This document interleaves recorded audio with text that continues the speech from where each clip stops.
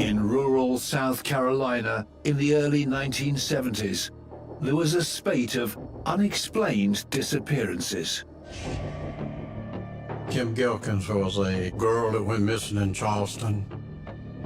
Janice Kirby and Patricia Alsbrook, they both went missing. There are others that went missing. They vanished into thin air. It took 5 years before police realized that all of the missing people had one acquaintance in common: Donald Pee Wee Gaskins. He had a propensity to kidnap and kill youth who were like a runaway type of individual who would not have an immediate cry that they were missing. As investigators traced the thread of his crimes, they struggled to pinpoint a motive. He was just an evil person. I mean, he killed people for really no significant reason. It didn't bother him. He had no remorse from it. It was an urge that had started in Gaskins when he was still just a boy. If he could make a weapon out of anything, he would figure out how to do it.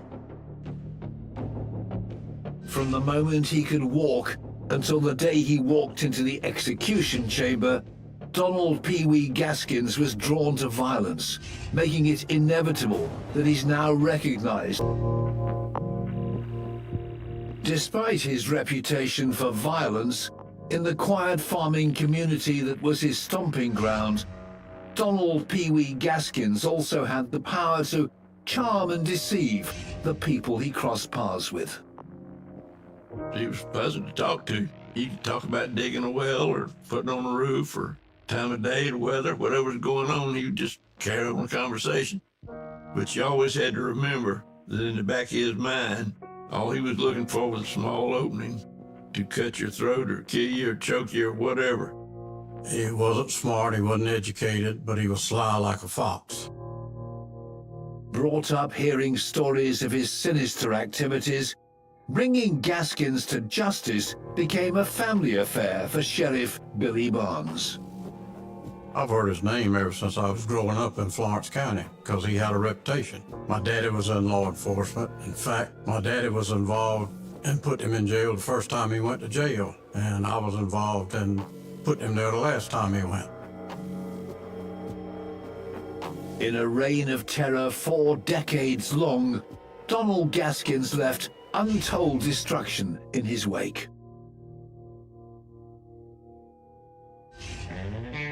This killer's story begins on the 13th of March 1933 in Florence County, South Carolina. Donald Henry Gaskins, always known to the family as Pee Wee, was one of 5 children. He lived with his mother and his grandmother in Prospect in South Carolina. He was called Pee Wee all the time, I guess because of his stature. He was born at just over 4 pounds. He was a very, very tiny baby, and he was barely over 5 foot and 130 pounds the rest of his life. His entire childhood is contested. There are all sorts of versions. He used to tell people that he was beaten and abused by his family, but that's not true. Other people who grew up knowing his family knew that they were a very loving and doting family. He loved his grandmother more than anybody that I know of. He stayed with his grandmother most of his life. The family were regulars at church in the tiny hamlet of Prospect Crossroads. Prospect is a small town in Johnsonville, South Carolina. There is no stoplight. If you drive too fast and you blink one time, you're going to miss the sign. You're not even going to know you went through a town. All the little towns that surround it are farm towns. They were known for tobacco farms. From as soon as he could walk, Pee Wee Gaskins looked set to disturb the tranquility of the rural community.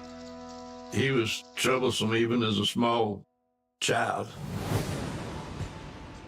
From an early age, he was pulling legs off of frogs and harming animals. But the boy's violence was not just reserved for animals. He stabbed a teacher with a pencil. He had a temper on him. I believe the day that he stabbed the teacher, he ended up jumping out of the window of the schoolhouse and running off. By the age of 11, Gaskins had fallen in with a couple of boys who were up to no good. He turned to sexual crimes where he was raping other young children. By the very start of his teens, Gaskins was well known to the local police.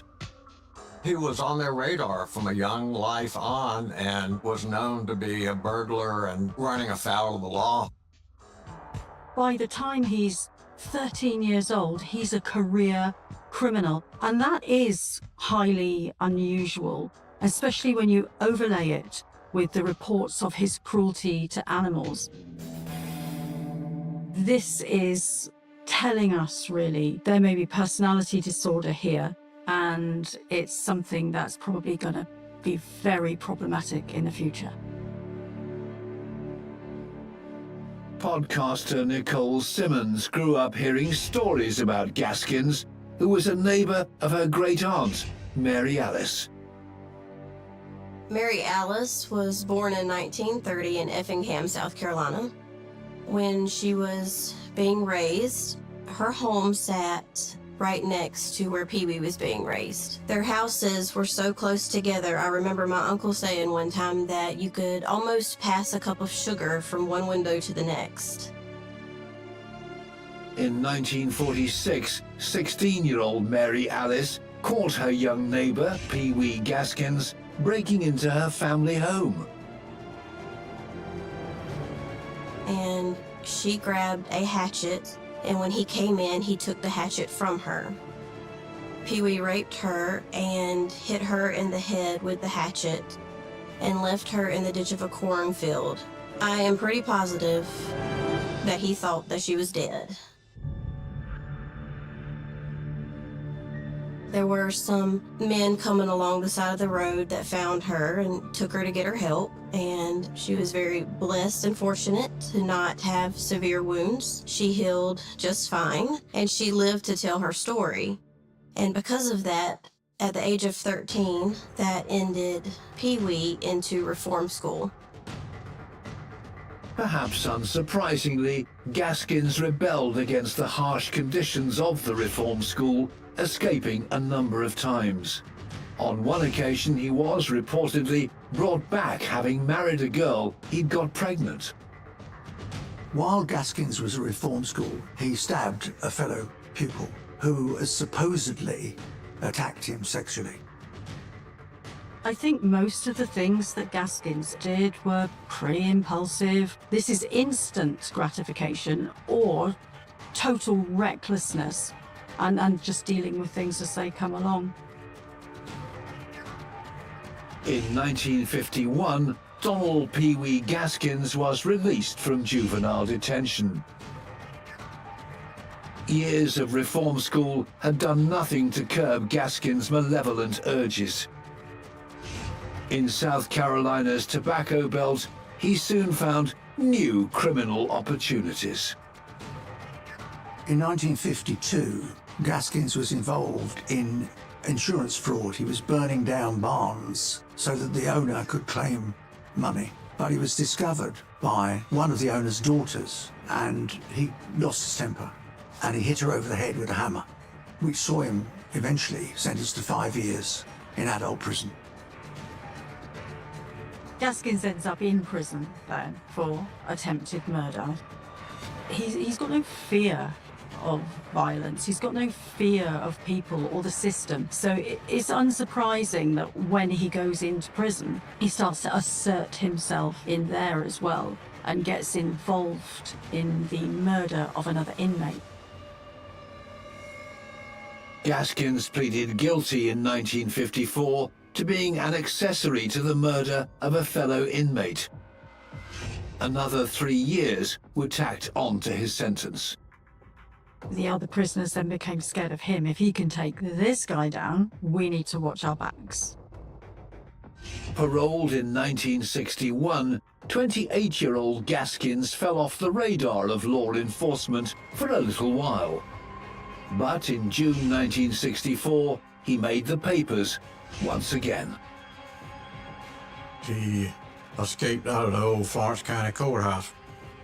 Gaskins was caught molesting a teenage girl and was charged with statutory rape.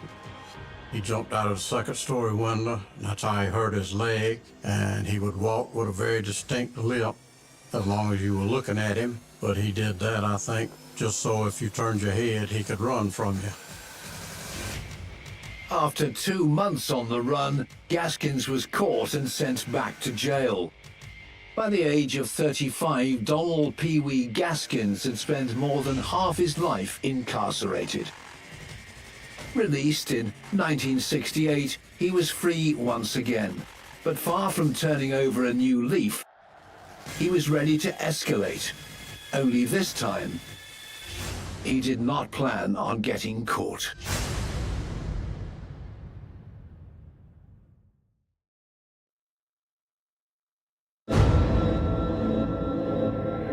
In September 1975, 13-year-old South Carolina schoolgirl Kim Gelkins went on a trip with Donald Pee Wee Gaskins. Kim Gelkins was a young lady from Charleston. Kim's mother had died and her father had spent time in prison. 42-year-old Gaskins was by this time living with his new 19-year-old wife, and Kim Gelkins had become friendly with her. Pee Wee met her in Charleston, where he was working, and brought her back to Florence County with him. She was staying with him and his family. And one night, he just told his family he was taking her to the bus station and sending her back to Charleston to her family. Kim Gelkins never arrived home to Charleston. And it was her sister. She went to school and said, "My sister Kim has gone." And it was the teacher who reported Kim's disappearance.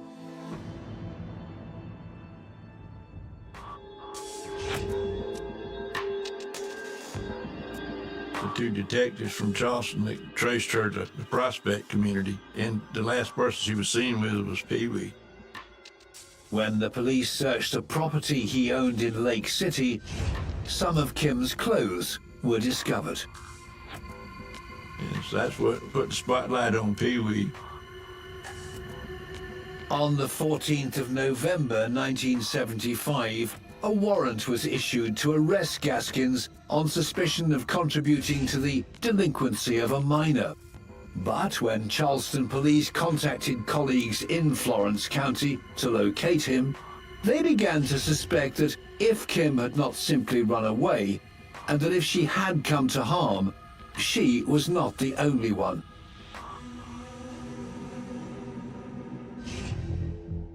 On his release from jail in 1968, Donald Pee Wee Gaskins had returned to the Midlands of South Carolina.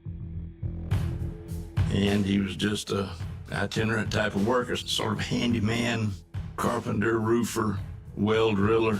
Sometimes he was living in Charleston area. Sometimes he was living in Sumter area. And then I guess sometimes he stayed around Prospect in Florence County where he was born and raised. He was a hard-working fella.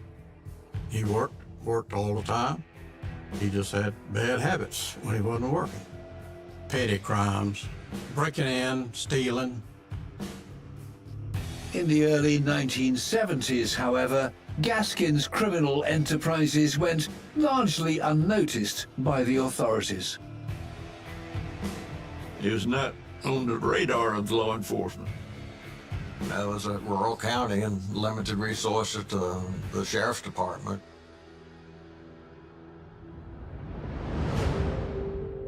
On the 10th of November 1970, two teenage girls failed to return to their homes in Sumter, South Carolina. Janice Kirby and Patricia Alsbrook were really close friends. Janice Faye Kirby was Pee Wee's niece.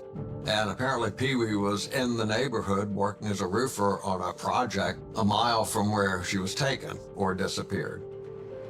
When contacted by family members looking for 15-year-old Janice, Gaskins told them he had seen the girls that day and believed they'd run away. The family was suspicious, but they had no proof of foul play. In March 1972, another local teen disappeared.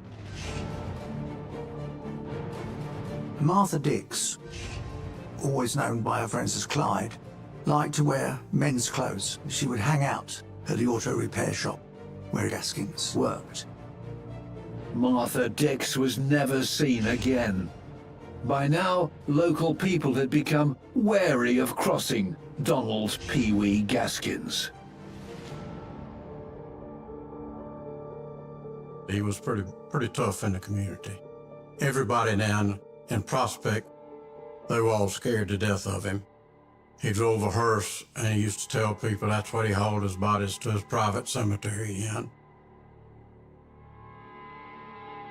Most normal people don't choose a hearse to drive around for their daily vehicle. He actually had a small sign that says, "I'll haul anything, dead or alive." He told everybody else that he had a shovel in there just waiting on them, so they better not tell anything they saw him doing. In June 1974, Gaskins' name was associated with another local disappearance. In late June 1974, Johnny Sellers and his girlfriend Jessie Ruth Judy disappeared. She was only 21 or 22. Their mothers report their disappearance. Johnny and Jessie had been spending a lot of time with Gaskins. I don't know whether they were involved in the criminal activity or enterprise somehow. The couple were never found. In the spring of the following year, Gaskins began spending time with a local man called Walter Neely.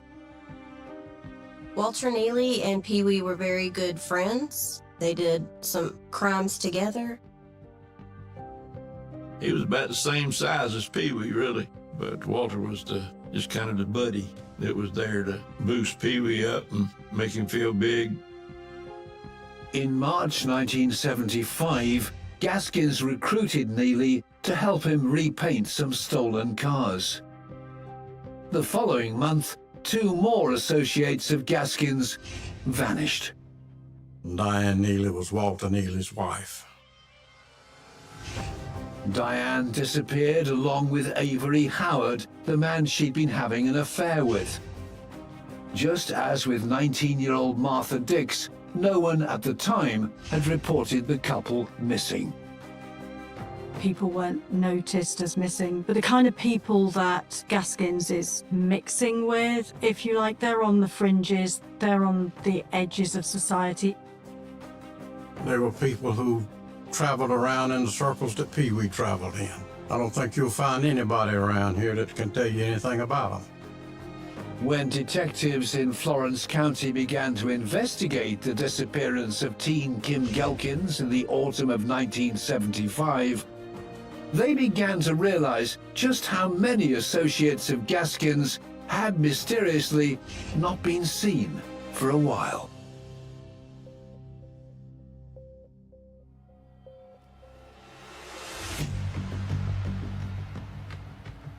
Once they started peeling back the layers of the onion, I mean, there was just more layers and more layers, just more things that they could attribute to him. They were last seen with Pee Wee. Agents from the South Carolina Law Enforcement Division, known as SLED, were brought in to help in the investigation, including Ira Parnell, who had a local connection to the case. My father was the sheriff in Sumter County. It was a very close working relationship with all the sheriffs. Every chance I got to go to Sumter and help do something, I was on the way. And SLED, the state police, were working with the sheriff's department over there. By the 20th of November 1975, the investigators had plenty of suspicions about Gaskins, but no evidence. What they did have was the warrant in relation to Kim Gelkin's disappearance. A tip-off led them to a house in Sumter where Gaskins was doing business. They let him get out of the house to prevent a hostage situation. He got in a cab and left the house, and as soon as he got far enough away from the house, they swooped down and arrested him. While SLED agents orchestrated the sting, the arresting officer was Sheriff Bird Parnell. He surrendered to my father. He was genuinely afraid. He knew he was caught because he was surrounded. So he just went straight to my daddy. And he had a ticket for Tupelo, Mississippi in his pocket. I would assume that he was trying to make a getaway. And when they arrested him, he had a cardboard box with some clothes, a pistol, and a rifle that had the stock removed. Donald Pee Wee Gaskins was charged with contributing to the delinquency of a minor and remanded in custody. But he wasn't talking. Detectives had at least 8 missing people, but no clues about their whereabouts and no evidence against Gaskins. What would it take to uncover their fates?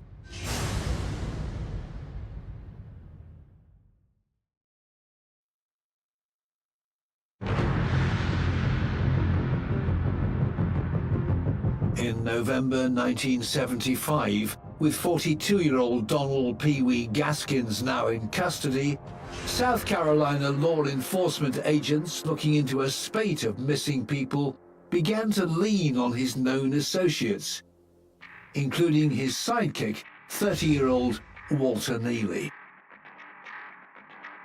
They brought him in just probably just because he was an associate of Pee Wee's, just to find out what he knew, if he knew anything. And it turned out it was profitable to have him questioned. Walter Neely explained that he'd been present when Gaskins killed 2 men, and he'd been asked by Gaskins to cover up the crime. Dennis Bellamy and Johnny Knight were helping Pee Wee with a car ring situation. And they would steal cars and strip the parts and sell the parts. Working from woodland in Prospect, close to where he grew up, Gaskins had hit upon a way of lifting the motors out of stolen vehicles. He would lure the motors out of the engines using large limbs from old oak trees and ropes, and they would pull the motors out of the cars. On the 10th of October 1975, Gaskins turned on 27-year-old Dennis and his half-brother John Henry, known as Johnny, who was just 15. The 2 boys were allegedly brought to that spot by the big oak tree. Then you got them to look up in the tree at a limb to see if they thought that that limb would hold a car motor. As they were looking up at the tree, he pulled his pistol out and shot him at the spot and buried him there. They knew too much on him, so he thought he needed to kill him. It was an incredible story, but was it true? The 2 alleged victims were not among the names detectives had been looking for, but they were both the brothers of Diane, Walter Neely's wife, who disappeared 6 months earlier. Walter Neely finally confessed to where the gravesite was. So all that led to the search of the Prospect area. Florence County officials, along with experts from SLED, began the search of woodland in Prospect on Thursday, the 4th of December. The very same day, the first grisly discovery was made. First 2 that we found were the 2 boys, John Henry Knight and Dennis Bellamy, and they were each shot in the back of the head one time. The following day, 4 more bodies were unearthed in what investigators had begun to refer to as Gaskins' private graveyard. Most of the ones that were found were just skeletal remains and fragments of clothing. Some of them were later killed, I guess, and they had some flesh left, and we found some bullets and bullet fragments. And we were able to work with that a little bit. We were able to at least get some fingerprints. And we would take what dirt was exhumed from around the bodies, sifting what dirt was left to be sure we hadn't lost any bullets or jewelry or any other identifying things that might have been there. So we did that for each grave, each hole. Within a few days, the 4 bodies had been identified. Jessie Ruth Judy had been murdered along with her boyfriend, Johnny Sellers. They were both killed in June of 1974. Johnny Sellers was shot with a .30-30 rifle. Jessie Judy's throat was cut. Jessie's estranged husband, James, was an associate of Gaskins and would later face charges in connection with Johnny Sellers' death. The other couple was Avery Howard and Diane Neely. Diane Neely was the wife of Walter Neely. They were both killed in April of 1975. Diane had been shot and stabbed. Avery's cause of death was difficult to ascertain. I don't recall there being any ballistics evidence, so I'm thinking he was probably stabbed. Just under a week later, the searchers made a discovery that was even more horrifying. We found a mother and her 2-year-old child's skeletons. They were just wrapped in plastic, and the child was stuffed in a stump hole. It's like an old rotted out tree stump that creates a hole in the ground. Very shallow graves. Investigators poured through police reports for stories of missing mothers and babies, but none matched the victims. It wasn't until January 1976 that the young woman was identified. That was Doreen Dempsey. She was killed in June of 1973, her and her baby. They were living with Pee Wee at the time with his grandmother in Prospect area.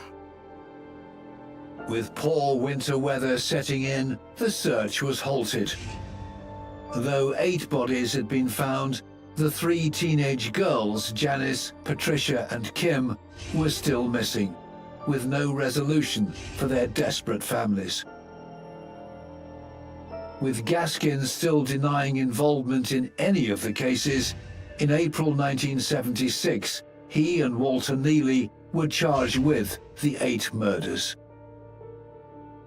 Gaskins' first trial in 1976 was for the murder of Dennis Bellamy. I testified how I had recovered the body. I helped recover the body, dug it up, flew to Charleston for the autopsy, watched Dr. Sexton remove the bullet from his brain, put it in my hand. I cleaned it up, put it in a container. SLED agent Parnell had compared the bullets with the pistol Gaskins had been carrying the day he was arrested. Of course, I had the gun at the time to show him. It was a Beretta 32 semi-automatic pistol, and I found sufficient individual identifying characteristics to conclude, based on my examinations, that it was my opinion that these 2 bullets were fired by this gun and no other gun. Gaskins' adult daughter testified that the gun was his and that he always had it by his side. He had a nickname for the gun. He never let baby too far out of his hip pocket. His daughter could also place Bellamy and his half-brother Johnny Knight with Gaskins the night they vanished. He went to his daughter's house one night, and he had 2 strange boys that she had never met, and they went off into the woods. There were many nights that he came over to his daughter's house with blood on him, and he would claim that he hit a deer, and she would go outside and there would be nothing wrong with his car.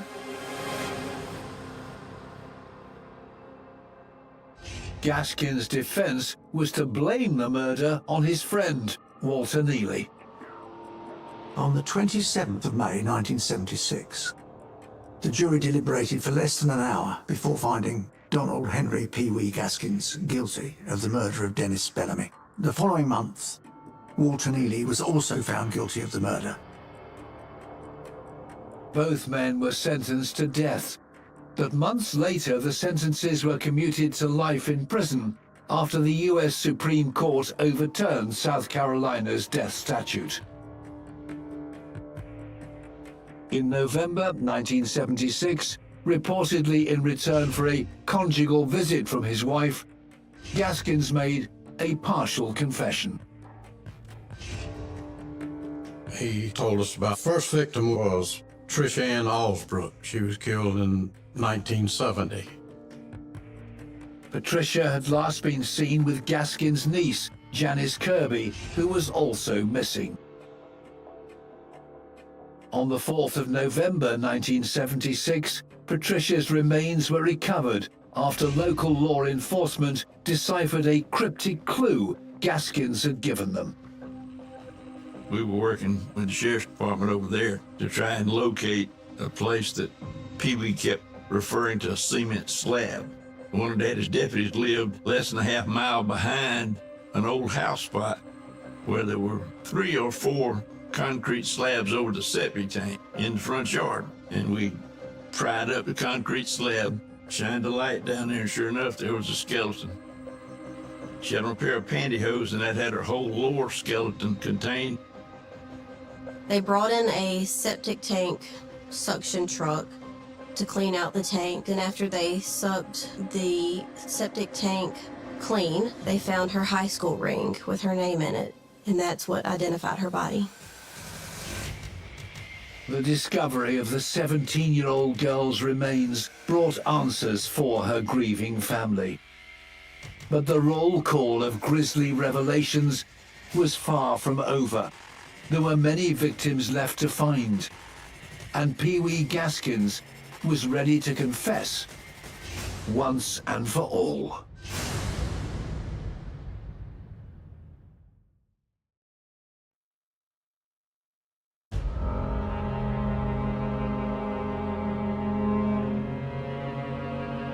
By November 1976, 43-year-old Donald Pee Wee Gaskins had been found guilty of 1 murder and had been linked to at least 8 more.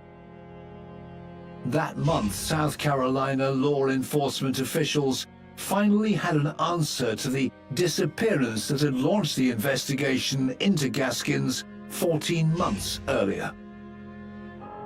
The body of 13-year-old Kim Gaskins was discovered not far from where she'd been living with Gaskins. The body was badly decomposed, but it was pretty certain that she'd been stabbed. It's also rumored that she had been abused, not just by Gaskins, but by other men. The rumor was that Gaskins had murdered Kim to stop her reporting the abuse.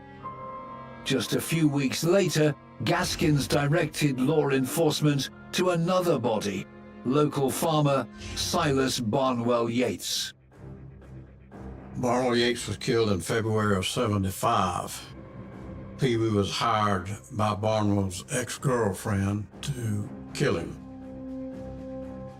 Pee Wee was contracted by Suzanne Owens, her nickname was Longlegs, to kill Silas Yates for $1,000. And without batting an eye, he did it.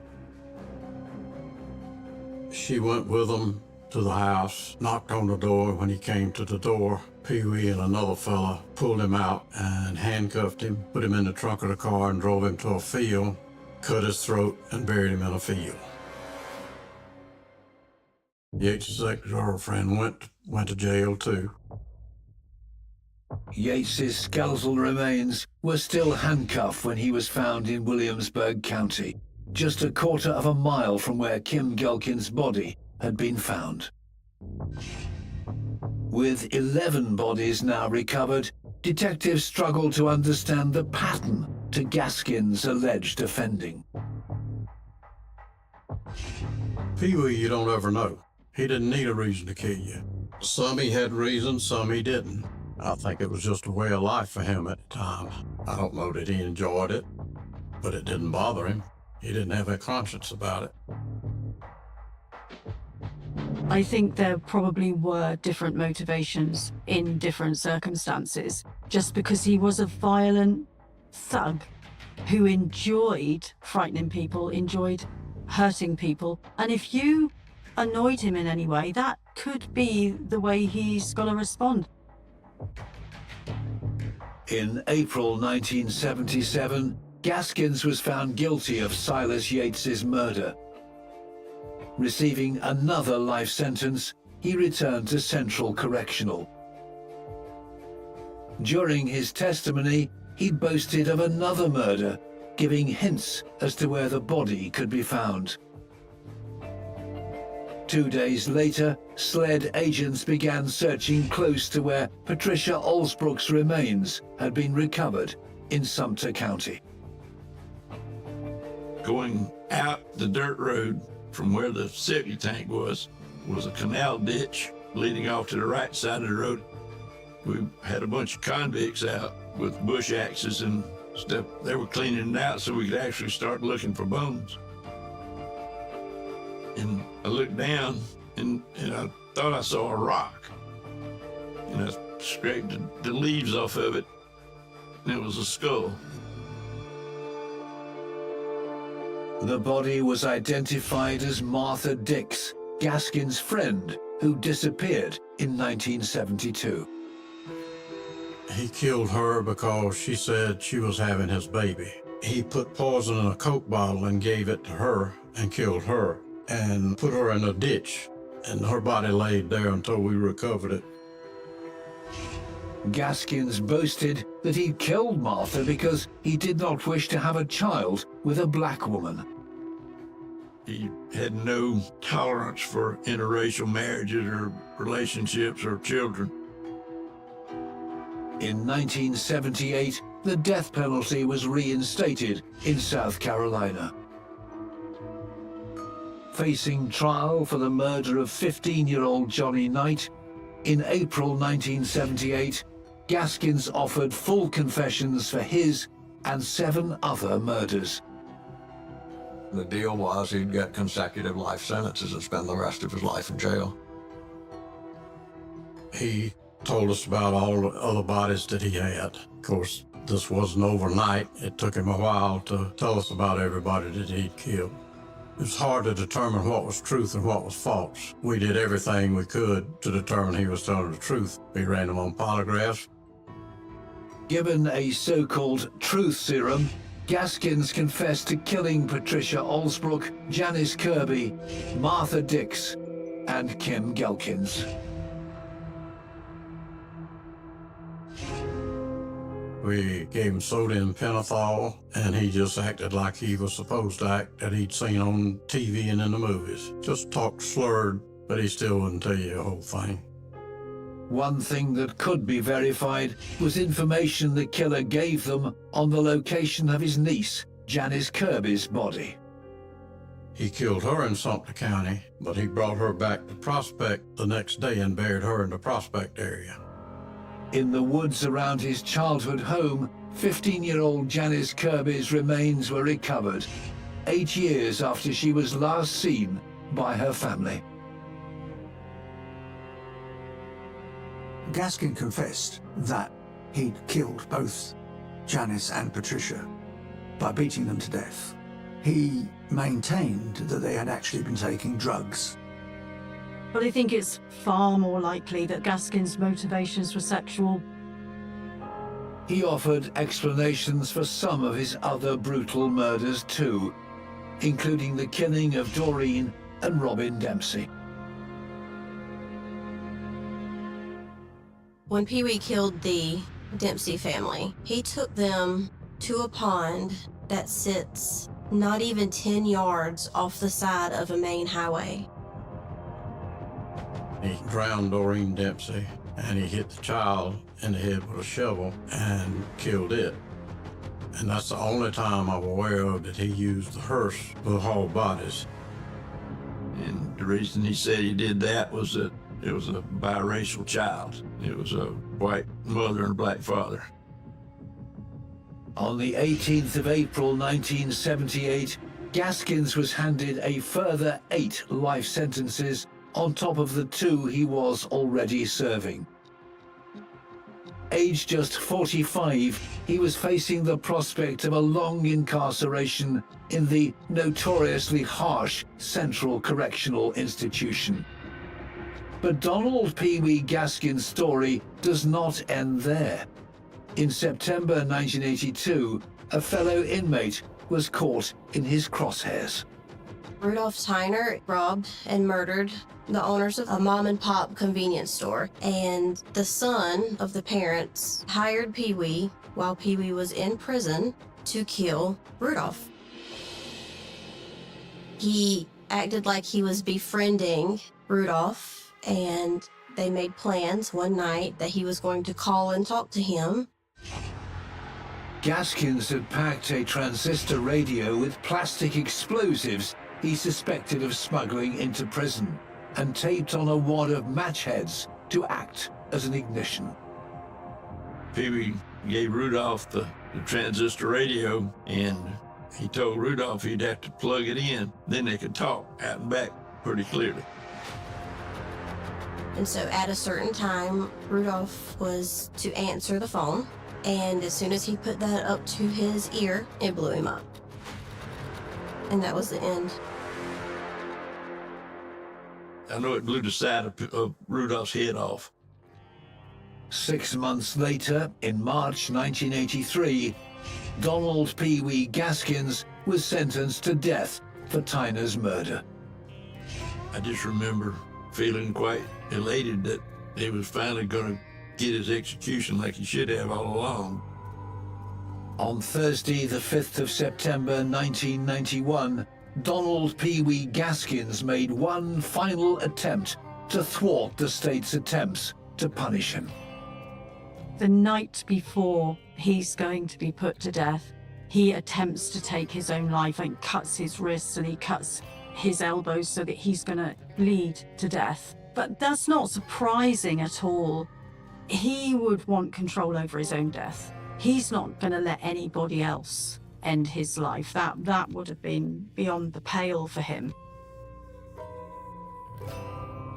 Patched up in the nick of time with 20 stitches, early the following morning, Gaskins faced his final punishment. Sheriff Billy Barnes was there to see justice done. He walked on his own to the electric chair.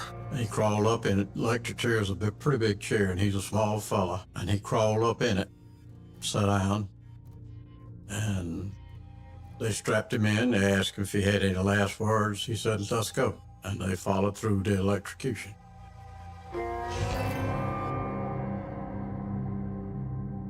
Even after his execution, Gaskins was keen to tell his side of the story.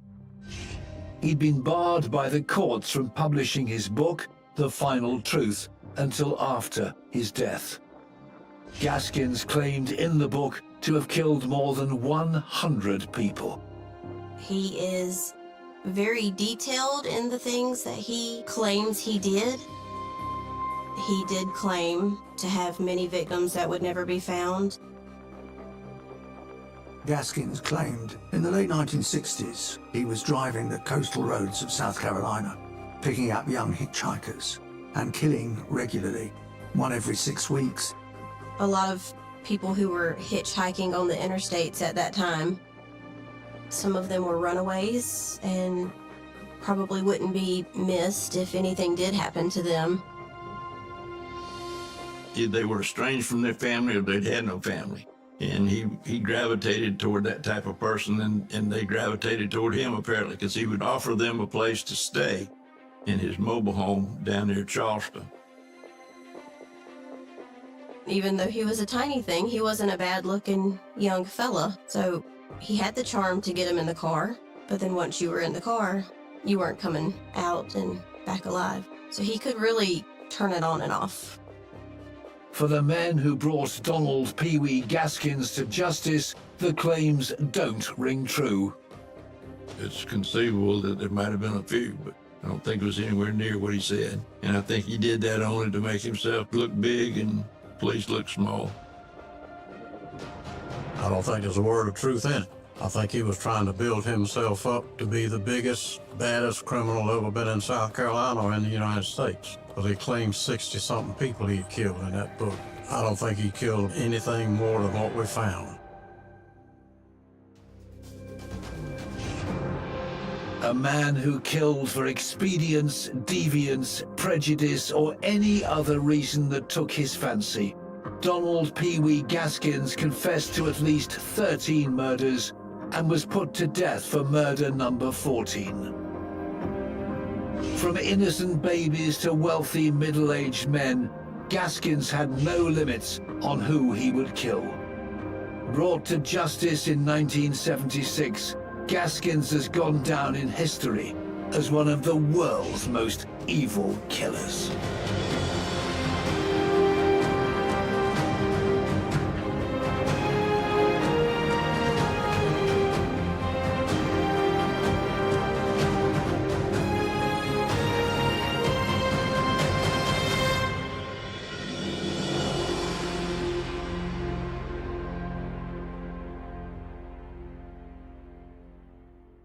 It started with the sound of crickets in the humid Florida night. The kind of stillness that feels like the world is holding its breath before something breaks. August 1998, Palm Grove, a quiet coastal town where nothing truly bad was supposed to happen. People left their doors unlocked, kids rode their bikes after sunset, and the ocean breeze carried the illusion of safety. But one night, that illusion shattered forever.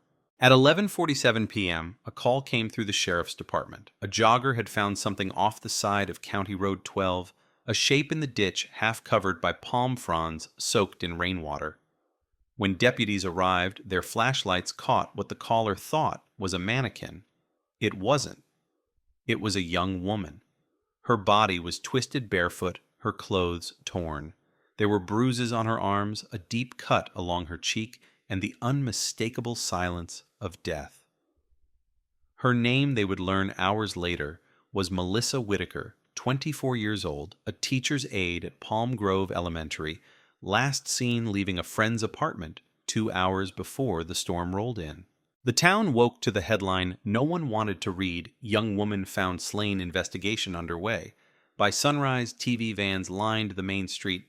Reporters pressed against the yellow tape, and everyone in Palm Grove wanted to know who could have done it. Melissa was well-liked, quiet, the kind of person who remembered every child's birthday in her class. There was no reason for her to end up dead in a ditch, but reason would soon prove meaningless in this case. Investigators found few clues at the scene. No wallet, no phone, no car keys. Her car, a silver Corolla, was discovered a mile away, parked neatly beside a gas station.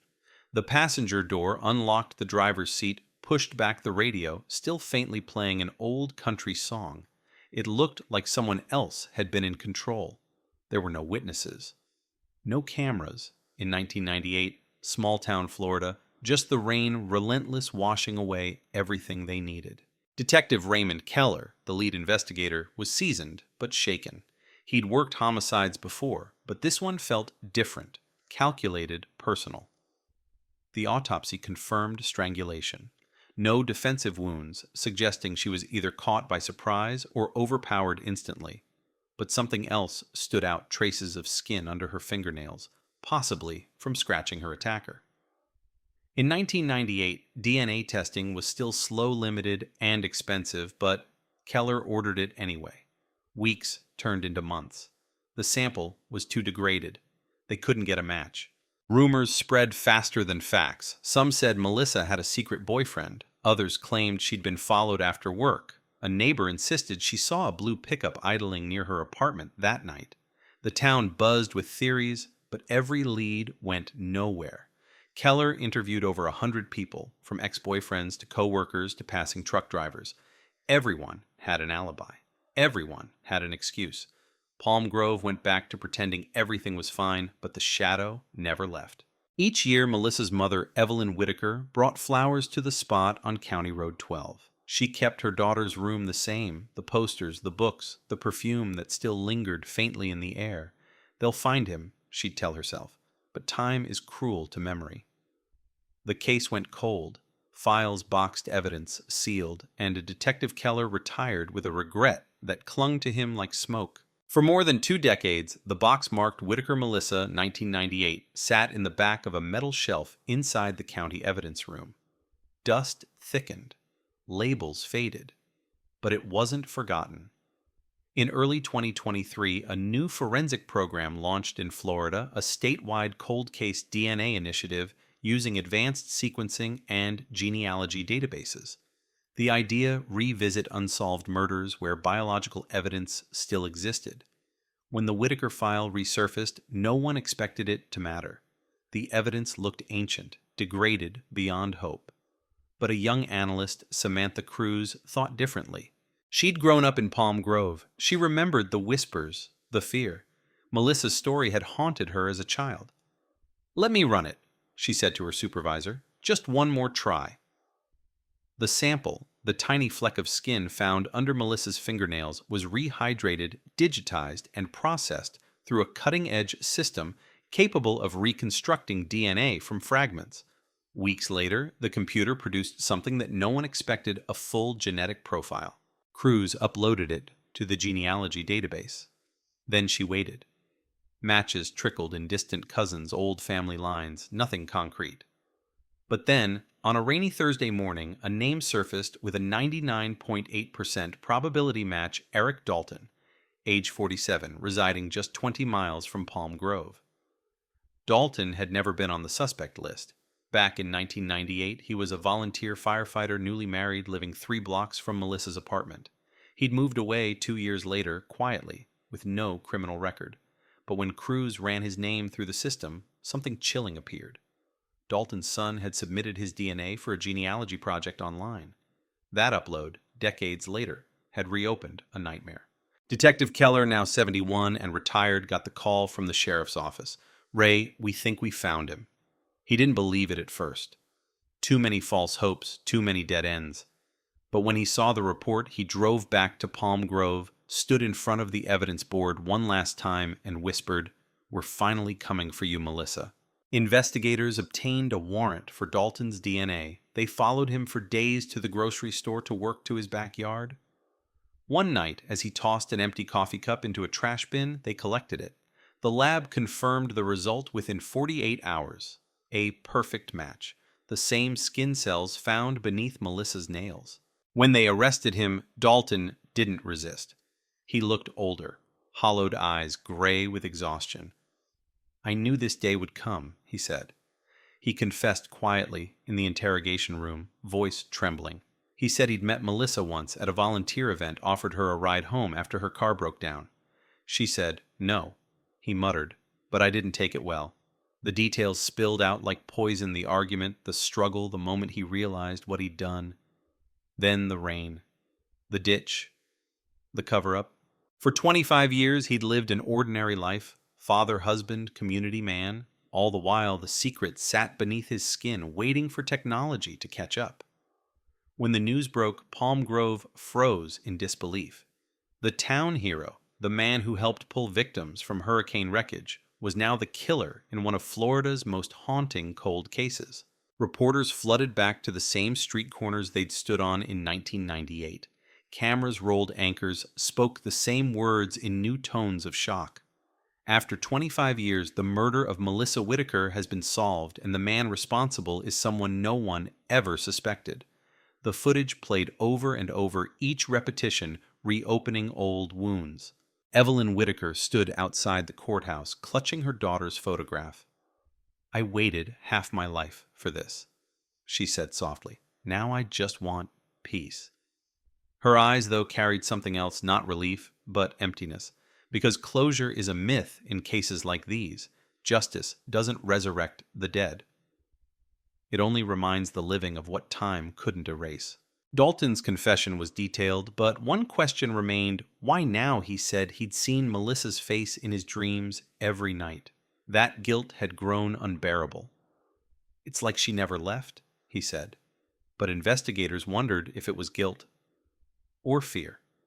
Perhaps he'd sensed the net closing in the inevitable trace of his DNA in a world where anonymity no longer existed. As the trial date approached, the prosecution built its case around the science. The DNA matched the confession, the timeline.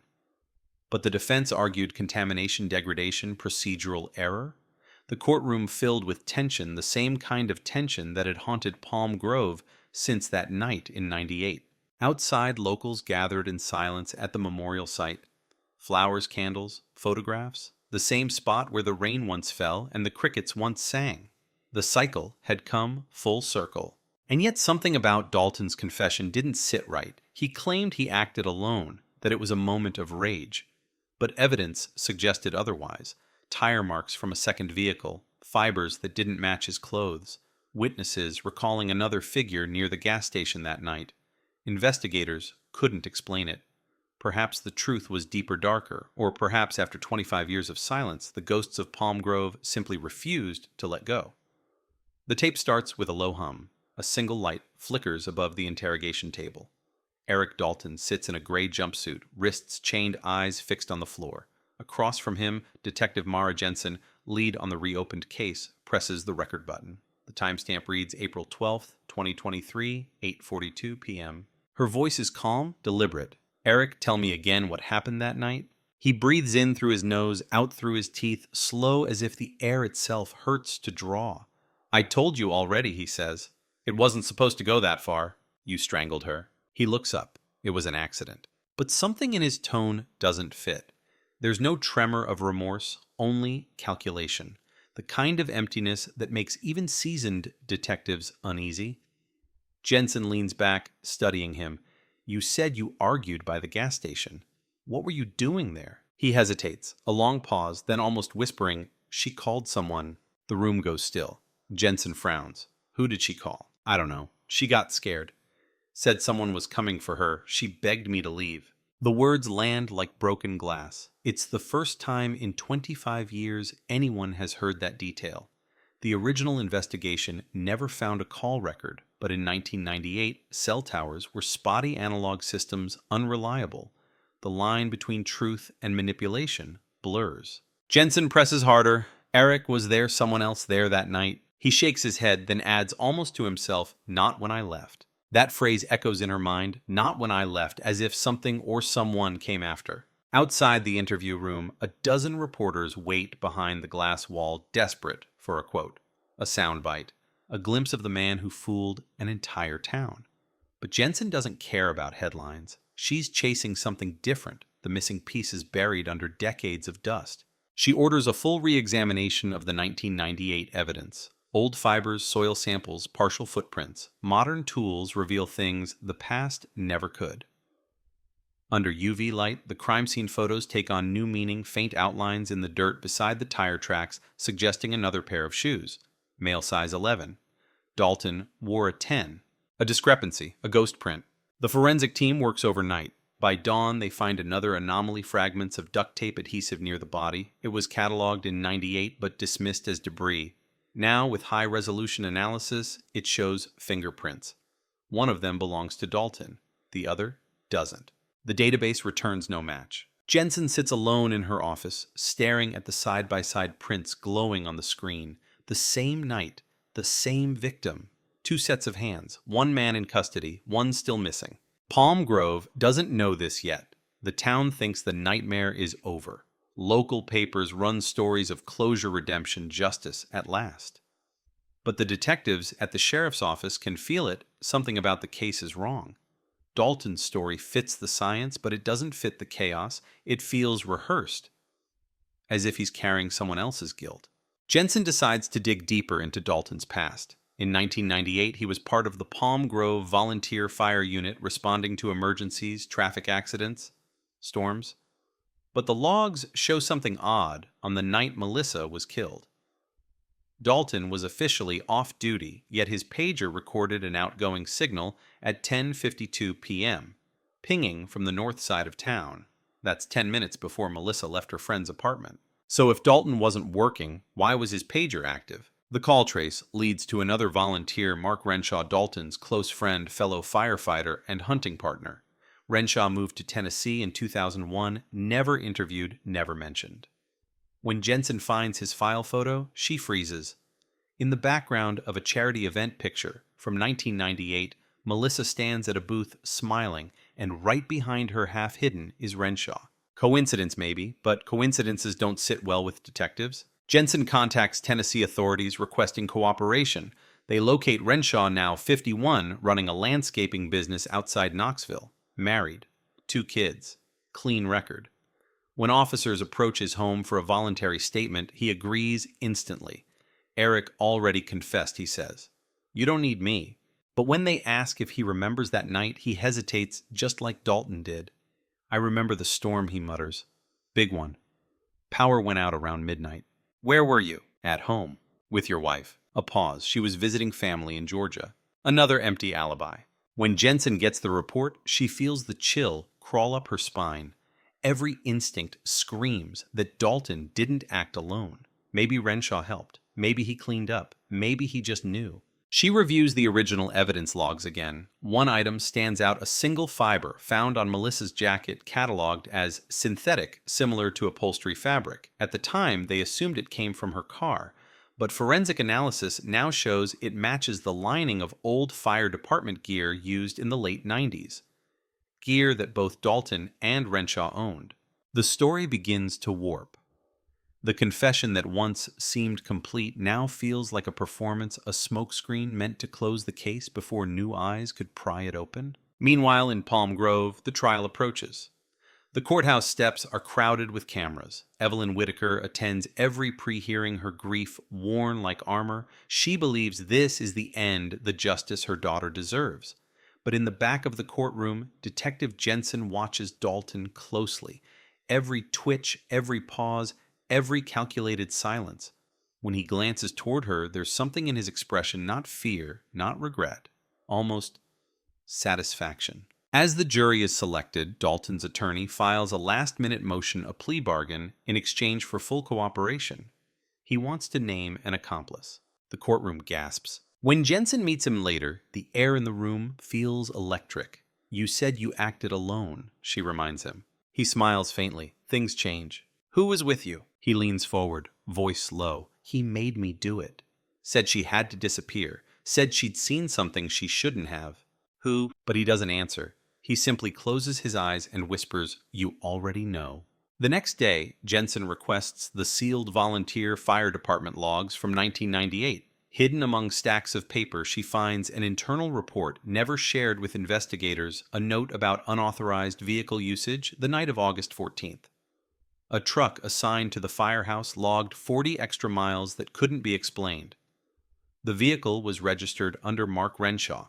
Jensen flies to Tennessee. When she arrives, Renshaw is already gone. His wife says he left 2 days earlier, claiming he needed to clear his head. His phone is turned off. His truck is missing. A bolo is issued across 3 states. Helicopters scour the highways. The past is repeating itself, the same silence, the same vanishing act that haunted Palm Grove for 25 years. As the search intensifies, Jensen replays Dalton's words in her head. She called someone. She begged me to leave. What if Melissa wasn't calling for help from him, but from someone else entirely? Someone she trusted. Someone wearing the same uniform as her killer. The storm that hit that night wasn't just weather, it was the perfect cover.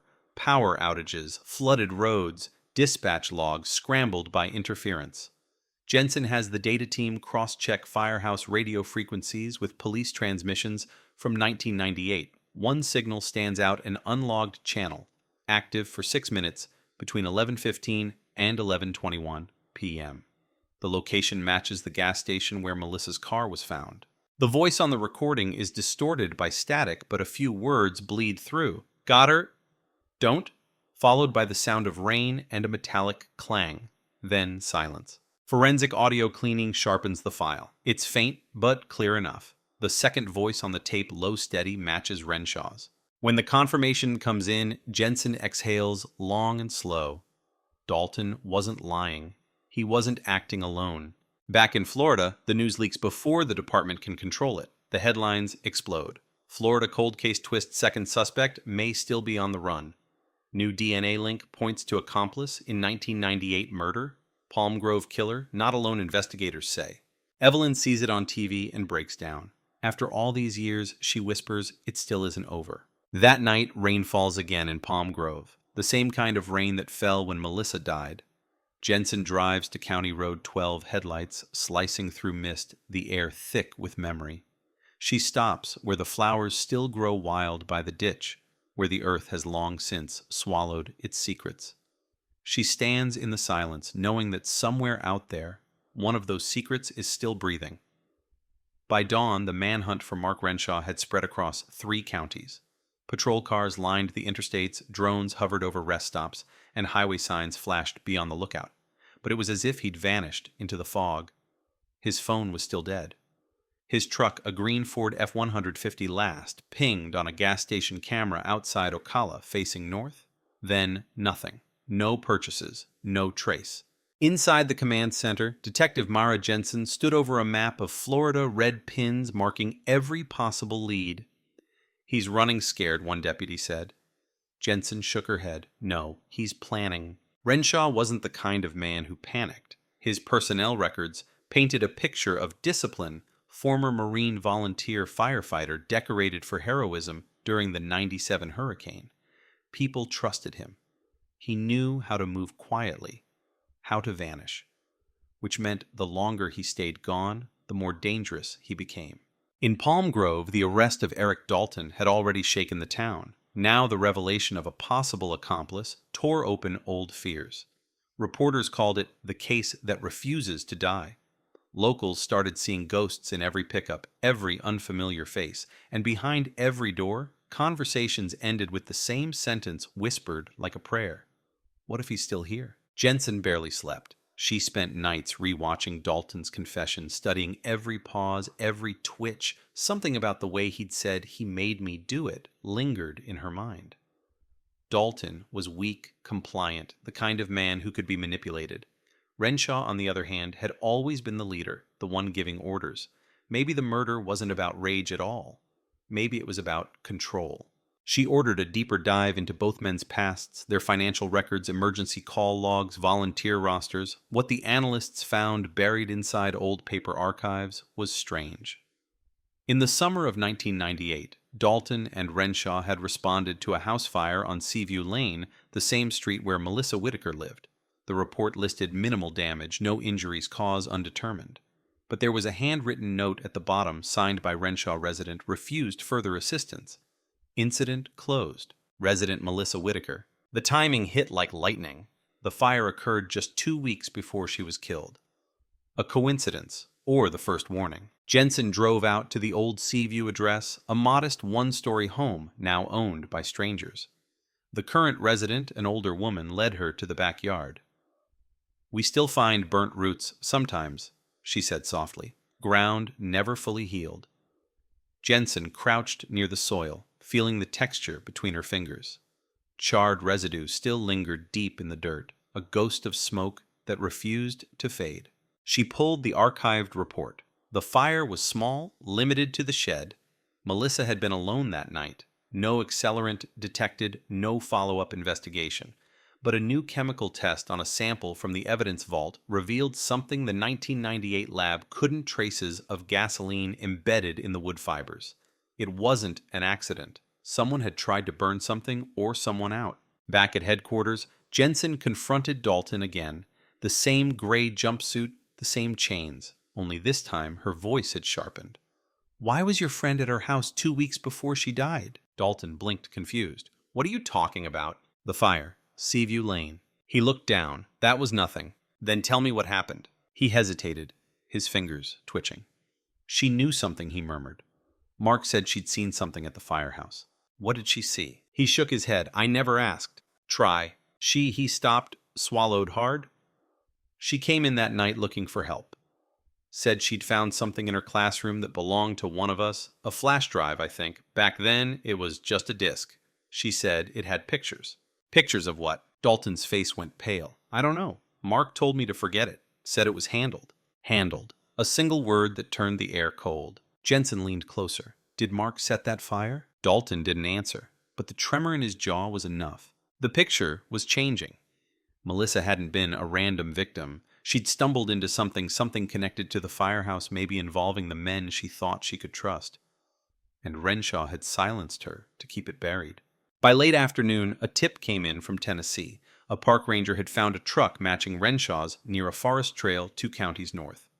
Inside, officers found camping gear, empty water bottles, a half-burned map, and a loaded revolver.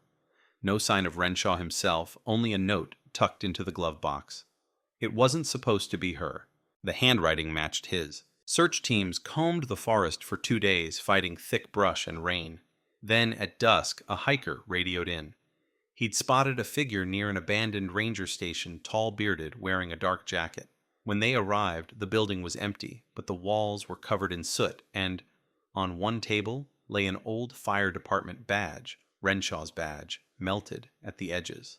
He was taunting them. Jensen stared at the photo evidence, her pulse steady but heavy. This wasn't flight, it was choreography. Renshaw wanted them to follow, to dig, to remember. She went back to the beginning, to 1998. The volunteer fire department had been small, just 12 men.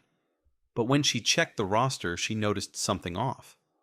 The department's expense records showed missing inventory cameras, film rolls, and incident documentation equipment signed out under Renshaw's ID and never returned.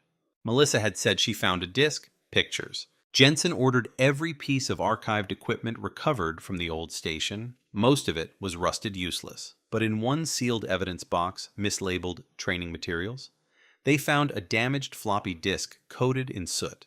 The forensic techs spent hours restoring it. And when the files finally loaded, what appeared on the screen made everyone in the room go silent. It wasn't fire training footage, it was surveillance grainy images from inside the old firehouse locker room. Some showed volunteer members sorting bags, exchanging envelopes. Others captured scenes of women blurred unaware being recorded secretly during first aid drills. The dates matched 1997 and 1998. The men in the footage, Renshaw, Dalton, and others. The motive had just shifted from random violence to something darker: exploitation, coercion, blackmail, and Melissa had discovered it. Jensen's stomach turned. He killed her to protect this, she said quietly. The department scrambled to verify the faces traced the other men. Some were deceased, others had moved states away, but the pattern was unmistakable, an organized cover-up hidden under the guise of community service. Renshaw had always been the leader, Dalton the follower. But what if others had known? What if Melissa had threatened to expose them all? As the storm clouds gathered again over Palm Grove, the sheriff held a press conference. Cameras flashed, microphones buzzed. "We believe there are additional individuals connected to the 1998 Whitaker homicide," he announced. "The investigation remains active." Reporters erupted in questions. Who, how many are they still in Palm Grove? But the answers didn't matter. Fear had already taken root again. That night, Jensen sat alone in her car outside the station engine, off rain hammering the windshield. She thought of Melissa, of the courage it must have taken to confront men like Renshaw, of how close she'd come to stopping them. She whispered into the dark, "You tried to tell us." Then her phone buzzed. An incoming message from the Tennessee field office. 3 words. "We found him." Renshaw was discovered at dawn, deep in the woods, kneeling beside a fire pit. He didn't run when officers approached. His hands were empty. He looked up, expression unreadable. "I'm done," he said. At headquarters, Jensen faced him through the glass. He was thinner dirt under his nails, eyes hollow. Yet there was something triumphant in his smirk. "You went to a lot of trouble to hide," she said. "I wasn't hiding," he replied. "I was cleaning up."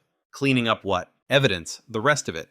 He leaned forward, voice dropping to a whisper. "You think that disc was all she found?" Jensen froze. "What else is there?" Renshaw smiled. "You'll see." 2 hours later, a call came from Palm Grove PD. The evidence facility, the same one that stored the Whitaker case files, was on fire. Flames tore through the metal roof, destroying decades of records. Firefighters battled for control, but by the time it was out, the storage wing was gone, and the Whitaker box, along with several others from the same year, had been reduced to ash. When Jensen confronted Renshaw again, he only said one thing. "Now you'll never know how deep it went." She stared at him through the glass. "You burned your own truth." He laughed quietly. "Truth doesn't burn. People do." Outside, the rain came down in sheets. Palm Grove once again swallowed its secrets. The case that had haunted the town for 25 years had finally found its monster, but the monster wasn't alone. Because somewhere hidden behind melted records and erased footage lay the rest of the story. The one Melissa tried to bring to light before the storm took her. The fire burned for 3 hours before it surrendered. By the time the smoke cleared, the county evidence facility was a skeleton of twisted metal and ash. Rows of shelves collapsed into each other, boxes melted into black pulp. Decades of fingerprints, samples, and secrets gone. What the flames didn't destroy, the water drowned. Detective Mara Jensen stood in the wreckage the next morning, boots sinking into soot, the smell of chemicals thick in her lungs. Every file tied to the 1998 Whitaker case had been stored in this wing. Photos, fibers, chain of custody logs, all reduced to gray dust. Electrical short, the fire marshal said. Old wiring. She looked at him. And that's your official line. He hesitated, then lowered his voice. I'll file what they tell me to file. Because this wasn't an accident. Jensen could see it in the burn pattern concentrated in the cold case archive accelerant residue along the north wall. Controlled. Precise. Someone had lit this on purpose, and they knew exactly what they were erasing. Inside the charred remains of a filing cabinet, she found a warped metal tag that once read, Whitaker, Melissa, 1998. She picked it up with gloved hands, the letters almost unreadable. You tried to warn us, she whispered. At the sheriff's office, the mood was brittle. The chief spoke in platitudes for the camera's tragic loss ongoing investigation, no evidence of foul play. But off-record, morale was crumbling. The department's reputation had already been shaken by the revelation of Dalton's guilt. Now, with files destroyed and a second suspect in custody, the whispers started. What else were they hiding? The FBI arrived within 48 hours. They brought heat sensors, forensic drones, and questions no one wanted to answer. Jensen welcomed them until they started boxing up her remaining files. Protocol 1 agent said. Her voice was tight. Whose protocol, yours or theirs? He didn't answer. By dusk, federal trucks had rolled away with what was left of the evidence, leaving Jensen in the empty hallway. Fluorescent lights flickering overhead. She had the uneasy sense that the investigation she'd reopened was being quietly closed again from above. That night, she drove to the county jail. Renshaw had been transferred to a federal holding unit under protective custody. Dalton remained in state detention awaiting sentencing. Jensen chose Dalton first. When she entered the interview room, he was pacing, restless eyes sunken. You heard about the fire, he said before she could speak. Yes, he laughed dryly. He told you, didn't he, that you'd never find the rest? Jensen sat down across from him. What else was there? Dalton rubbed his hands together. He kept records, not just videos, names, people who helped cover it up, some in the fire department, some higher. Said he had insurance files hidden in case it ever came back on him. Where? Dalton looked up slowly. Somewhere you'd never think to look. Try me. He leaned closer. He had a cabin near Lake Arcadia, off the grid. He used to go there when he wanted to be alone. Said the woods were good for secrets. Lake Arcadia, 30 miles north, a stretch of swamp and cypress no one visited after dark. By dawn, Jensen was there. The road ended in mud. Her SUV cut through the still air headlights, slicing mist. She followed a narrow trail until it opened into a clearing. The cabin stood crooked and silent. Half sunk into the ground, the roof caved on one side. The front door was locked, but the wood gave under her shoulder with a crack. Inside, the air smelled of rot and smoke. Empty beer bottles lined the counter. On the wall, a calendar from 1998 hung curled with age, August circled in red. The night Melissa died. Jensen swept her flashlight across the room. Beneath a pile of debris, she saw something glint, a metal box padlocked, rusted. She pried it open with a crowbar. Inside, photographs, notebooks, and a stack of unmarked VHS tapes. Her heart pounded. The notebooks were filled with names, initials, dates, and dollar amounts. Payments. Some listed local officials, a few crossed out in red ink. The pattern was unmistakable bribery. Silence, complicity. She flipped to the last page. A line written in Renshaw's tight handwriting read, "If I fall, others will burn." At the bottom of the box, sealed in plastic, was an envelope marked M.W. Melissa Whitaker. Inside a photograph, Melissa standing in her classroom, smiling unaware. And behind her, through the window, a shadow of a man in a firefighter's jacket. The timestamp matched the week before her murder. Jensen exhaled slowly, then called for evidence pickup. But even as she did, she knew this discovery would not stay in her hands for long. When she returned to the station, 2 men in suits were waiting in the hallway. They introduced themselves as federal liaisons, names that slid off her memory like oil. "We'll need that material you recovered from the Arcadia cabin," one said. She folded her arms. "Not until I log it." Detective Jensen, the taller one, said, voice flat, "That's not a request." By midnight, the box was gone. No receipt, no record. That was when she realized she was no longer investigating a killer. She was fighting a system. Days later, Renshaw requested to speak. Jensen drove to the federal holding unit outside Tampa, escorted through layers of security until she reached a small glass-walled room.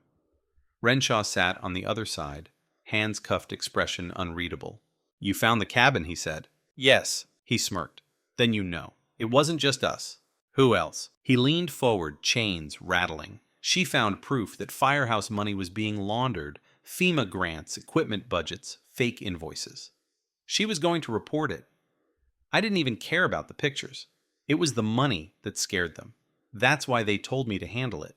"Who's they?" But he only smiled, slow and cruel. "You think they'd ever put that in writing?" Jensen's voice hardened. "You burned down the evidence room." "No," he said softly. "They did. You just made them nervous." A guard signaled time. As they led him out, Renshaw glanced back. "Be careful what you dig up. Some ghosts are still alive." Jensen drove home that night with her hands shaking.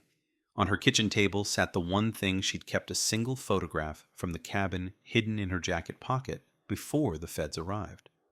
In it, Melissa stood smiling, unaware of the man in the window. She turned it over. On the back, faint pencil marks read, "He watches from the tower." The next morning, Jensen called the county maintenance department. The firehouse where Dalton and Renshaw had worked was long abandoned, slated for demolition, but it still had a watchtower, a steel observation post overlooking the town. She went there at dusk. The sky was bruised purple, the air thick with humidity. The building groaned under her footsteps as she climbed the narrow stairs. At the top, a room with shattered windows and dust thick enough to coat her lungs. But in the corner, beneath an old tarp, she saw a wooden crate. Inside more tapes, labeled not with dates, but with initials. Jensen played one on her portable deck. The grainy footage flickered to life, not surveillance, not crime scenes, meetings, men in uniform exchanging envelopes. City officials, contractors, even a deputy she recognized still active, still wearing the badge. Her chest tightened. The web was bigger than anyone imagined. She copied the footage to a flash drive, locked it in her glove compartment, and drove straight to the sheriff. But when she arrived, his office was dark. Only a single light glowed behind the blinds. He looked up when she entered. "Mara," he said quietly, "you need to stop." "You knew." He didn't answer. "You've known since 1998. He exhaled, weary. "You think you're the first to find the tapes we turned them in. They disappeared. Same as yours will. You're protecting them. I'm protecting the department." "The department killed her," she snapped. Silence. "Then you can't save everyone." She left without another word. The walls seemed to close around her as she stepped into the night. Palm Grove shimmered in the distance, streetlights flickering like dying stars. Back at her car, she checked the glove box. The flash drive was gone. For a moment, she stood frozen, listening to the pulse in her ears. Then she noticed the faint smell of smoke. Somewhere far off, another fire was burning, and as the wind shifted, Jensen realized the truth she'd been circling from the start. This wasn't just a murder, it was a message. A warning, written in ash, that in Palm Grove, some secrets aren't meant to be solved. The night swallowed her whole as she drove. No radio, no lights, except the rhythmic flash of passing signs. Her reflection in the window looked older, harder. The last clean line between detective and fugitive was already blurring. Detective Mara Jensen had spent her career trusting systems badges, courts, the chain of evidence. But now every link in that chain was rusted. The files were gone, the flash drive stolen, the sheriff complicit. And the only truth that still existed was the one she carried in her head. She couldn't go home. She couldn't go back to the station. So she drove until the road turned to dirt and the cell signal died. Somewhere between fear and fury, she made a decision: if they wanted the story buried, she'd drag it screaming into the light.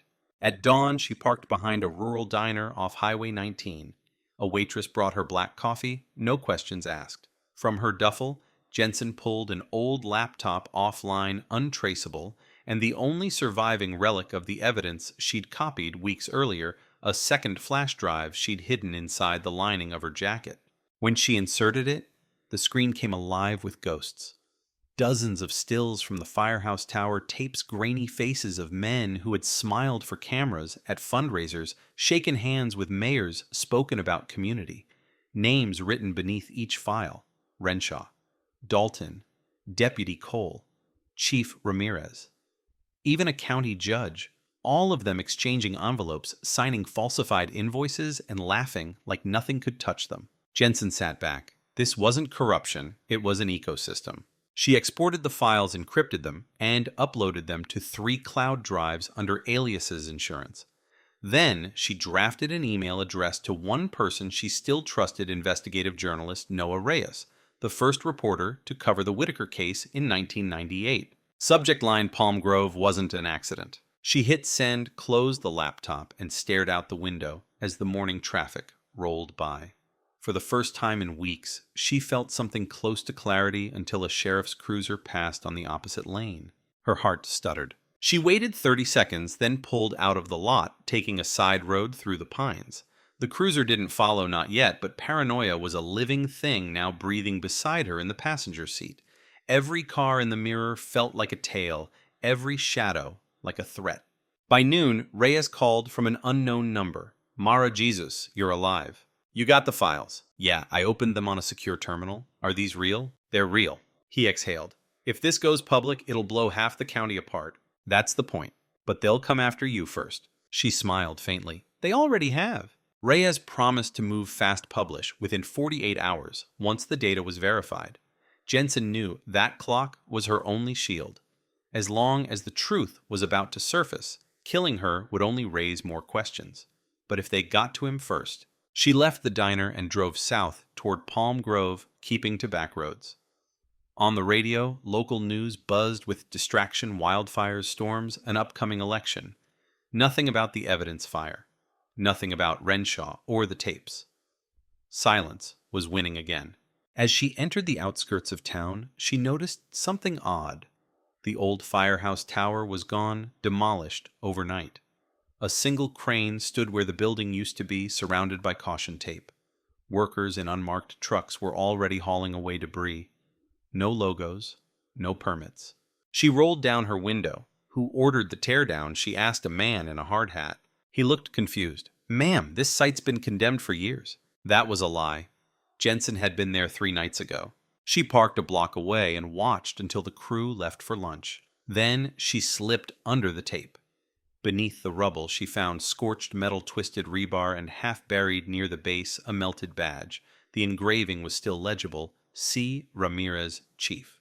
She pocketed it, a fragment of proof the world would soon need. Her phone buzzed again. Reyes. But the connection was broken static, then a single phrase before the line died. They know. Panic rose sharp and metallic in her throat. She redialed, but the call wouldn't go through. When she checked her mirrors again, a black SUV had appeared 2 cars behind her, steady silent. She took the next turn without signaling, then another, doubling back through an industrial district. The SUV followed. Jensen floored the gas, weaving through side streets until she reached the back lot of an abandoned citrus plant. She killed the engine, ducked behind the wall, and waited. The SUV crept past the entrance, paused, then drove on. Her pulse hammered. The system wasn't just watching, it was hunting. She pulled out her phone again. The news site Reyes worked for had gone offline. Error message, server unreachable. That was when she realized he might already be dead. The air inside the car grew heavy. She whispered into the silence, "You said truth doesn't burn." But Renshaw had been wrong. Truth burns slow. That night, Jensen drove to the ocean. The sky was bruised with lightning. She parked near the old pier, waves slamming the pilings. This was where Melissa Whitaker used to bring her students on field trips. The photographs in her mother's house showed her here barefoot, smiling. Jensen walked to the end of the pier, rain soaking her hair. She felt the weight of the last photograph still in her pocket, the one with the shadow in the window. For a moment, she imagined Melissa standing beside her, the sea breeze lifting her hair, the ghost of a voice saying, "Don't stop." Her phone vibrated again, an unknown number, text only. You can't save what's already gone. No signature, no trace. She deleted it, threw the phone into the water, and walked back toward the car. She didn't see the figure watching from the parking lot, a man in a gray hood holding an umbrella, even though the rain had stopped. By morning, headlines exploded across Florida. Palm Grove corruption scandal, leaked tapes exposed decades of cover-ups. FEMA fraud linked to fire department officials. Cold case detective missing amid state investigation. Reyes had made it. He'd published everything, every file, every name. The fallout was instant. The sheriff resigned within hours. 2 deputies were arrested. State auditors raided city offices. The governor called for a comprehensive review. Palm Grove, once a postcard town, was now a synonym for rot. But there was no sign of Jensen. Her apartment was empty, her badge left on the table. Some said she'd gone into witness protection. Others whispered she'd been taken. Only one thing was certain: she'd lit a fire no one could put out. In the weeks that followed, reporters flooded Palm Grove again. The beaches filled with satellite vans, the streets with microphones, and faces searching for sound bites. Everyone wanted the same, quote, redemption closure victory.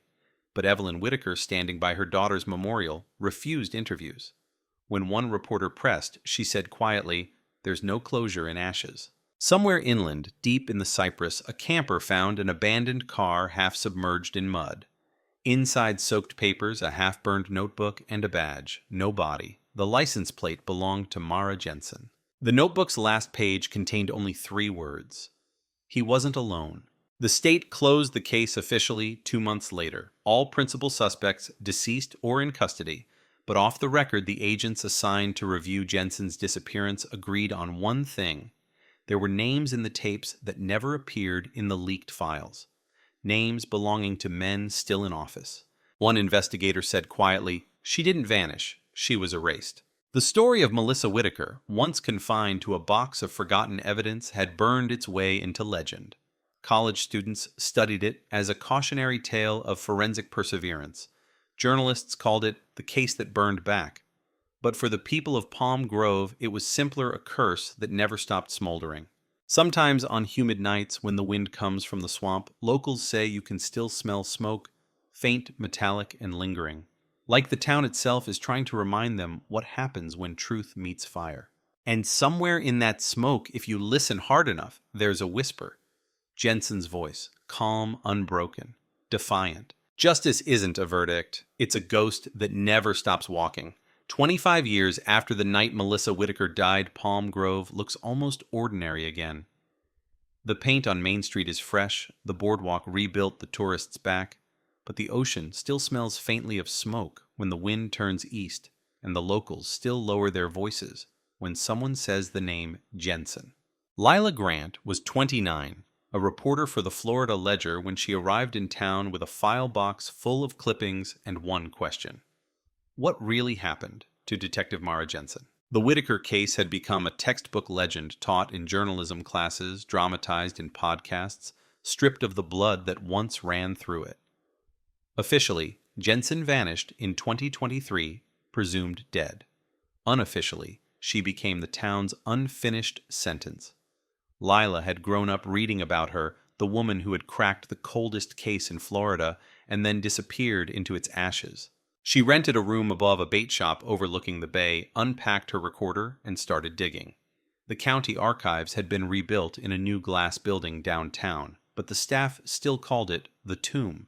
Half the records lost in the evidence room fire were never digitized. The files that did survive were fragments, charred memos, half-scanned reports, corrupted video stills. On her second day, Lila found something buried under an unrelated case folder, an unsigned report titled Residual Sample, County Road, 12.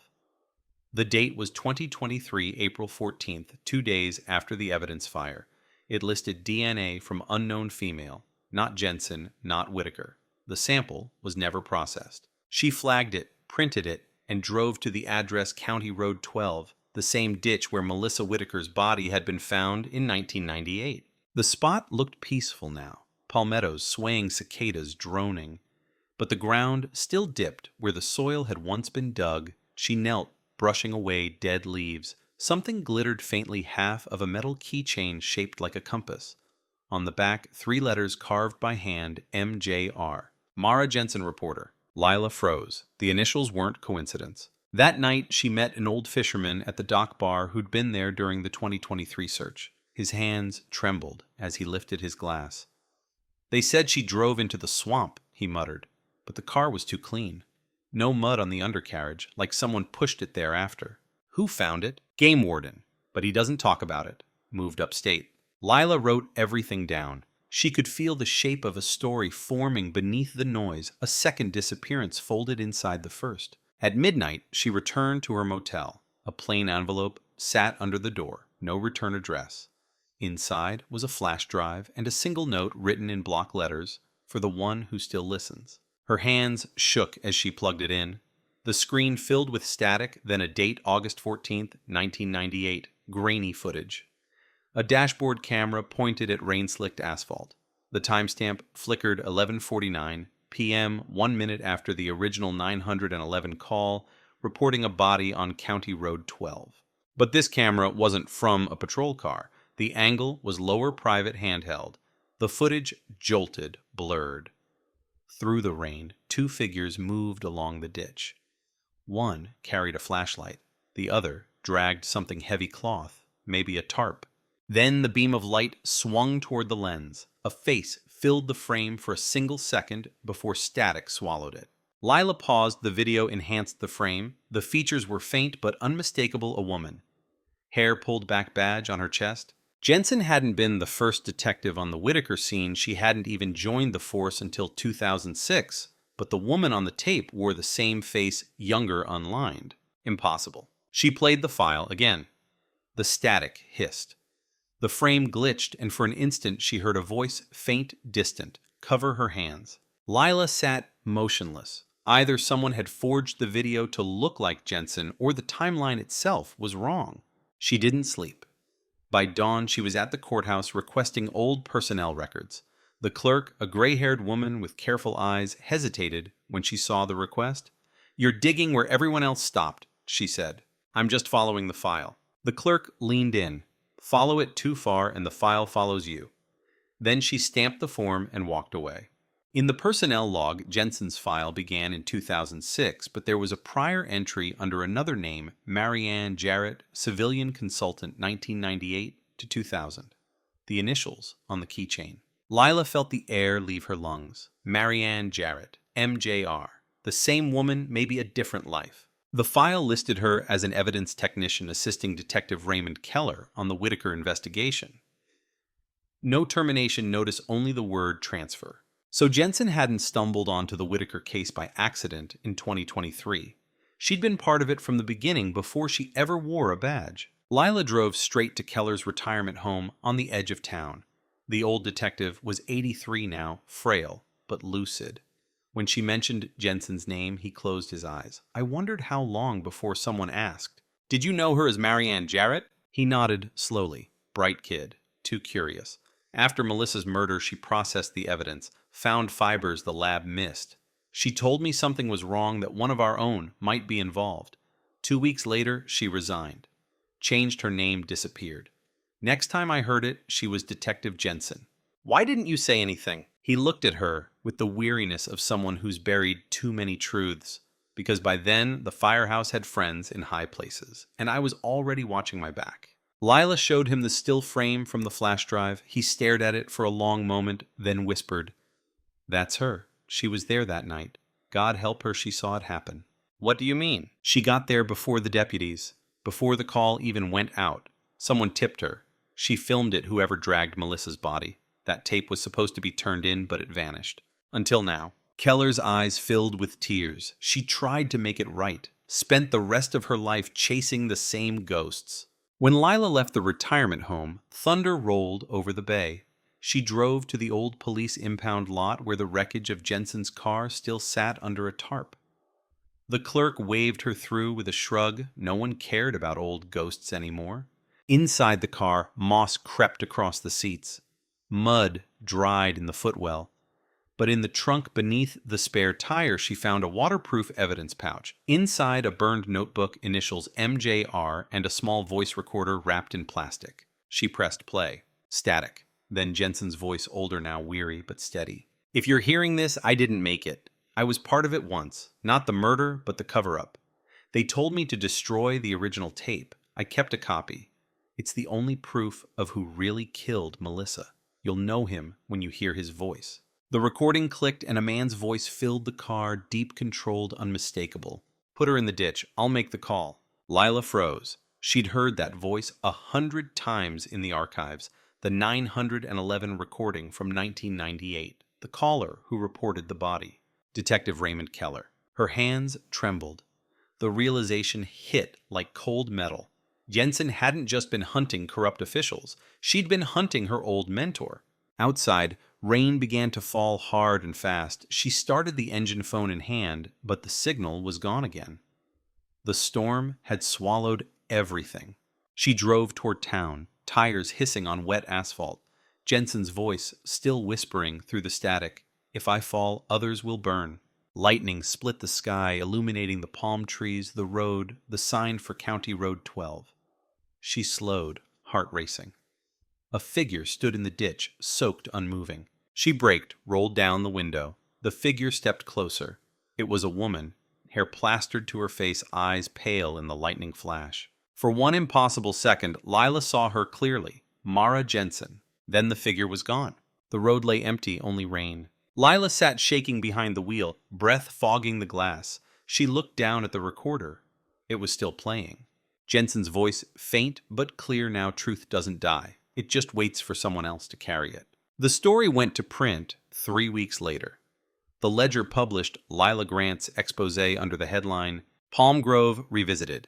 New evidence suggests detective framed in 1998, murder." The piece triggered a new inquiry, exhumations, forensic audits. DNA from the residual sample matched Keller. He was arrested quietly, no cameras, no statements. But when investigators searched his apartment, they found only an empty tape box and a note pinned to the wall. "She warned me she'd come back." No one ever located Lila Grant's car. Some say she left the state before the story broke. Others whisper that she followed the same road Jensen did into the swamp where the compass keychain was found. And on certain nights, when the air is heavy and the tide pulls in from the Gulf, the lights along County Road 12 flicker one by one, as if someone is still out there walking through the rain, carrying the truth forward. Because in Palm Grove, the case was never just cold. It was alive. And it's still waiting for whoever dares to listen next. The rain hadn't stopped for 3 days when they brought Detective Raymond Keller into the courthouse.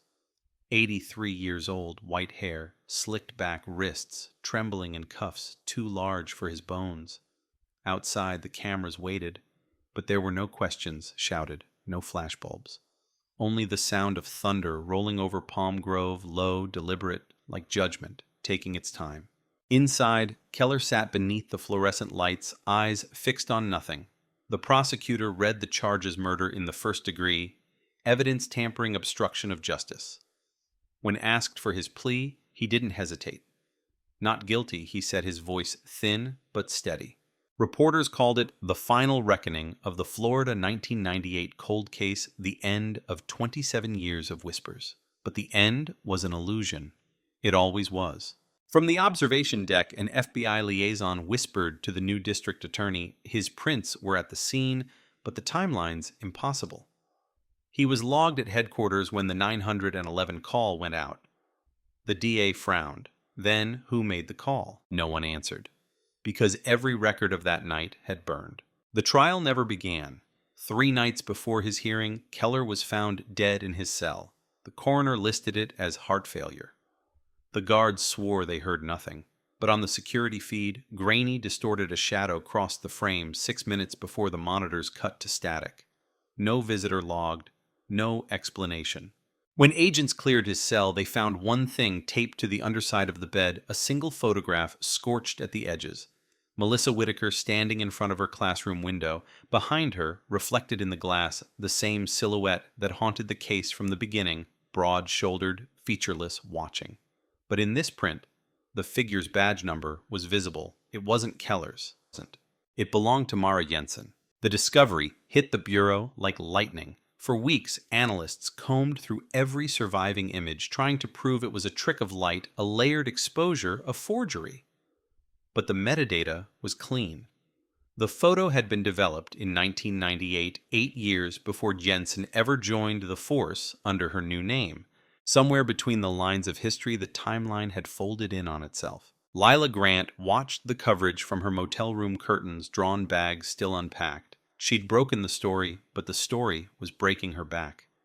Every source she'd used had either disappeared or gone silent. Reyes's website had been wiped from the archive, and in her inbox, anonymous messages kept arriving images of the ocean, the pier, the empty road always signed with 2 letters MJ. One night, unable to sleep, she drove to the old County Road 12. The ditch was overgrown, the memorial marker gone. Lightning flashed, and for a heartbeat, she saw 2 sets of footprints in the mud, fresh parallel walking toward the tree line.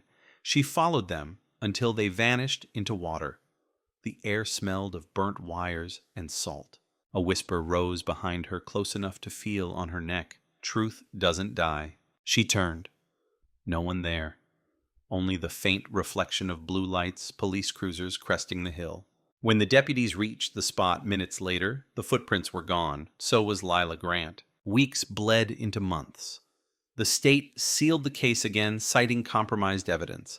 Palm Grove tried to return to normal repainting what the rain kept washing away. But the whispers persisted. Fishermen claimed to see a light moving through the swamp after midnight. Tourists spoke of a woman in a dark coat walking the old pier, leaving wet footprints that never dried. Then, one August morning, a small package arrived at the newsroom of The Ledger, no return address.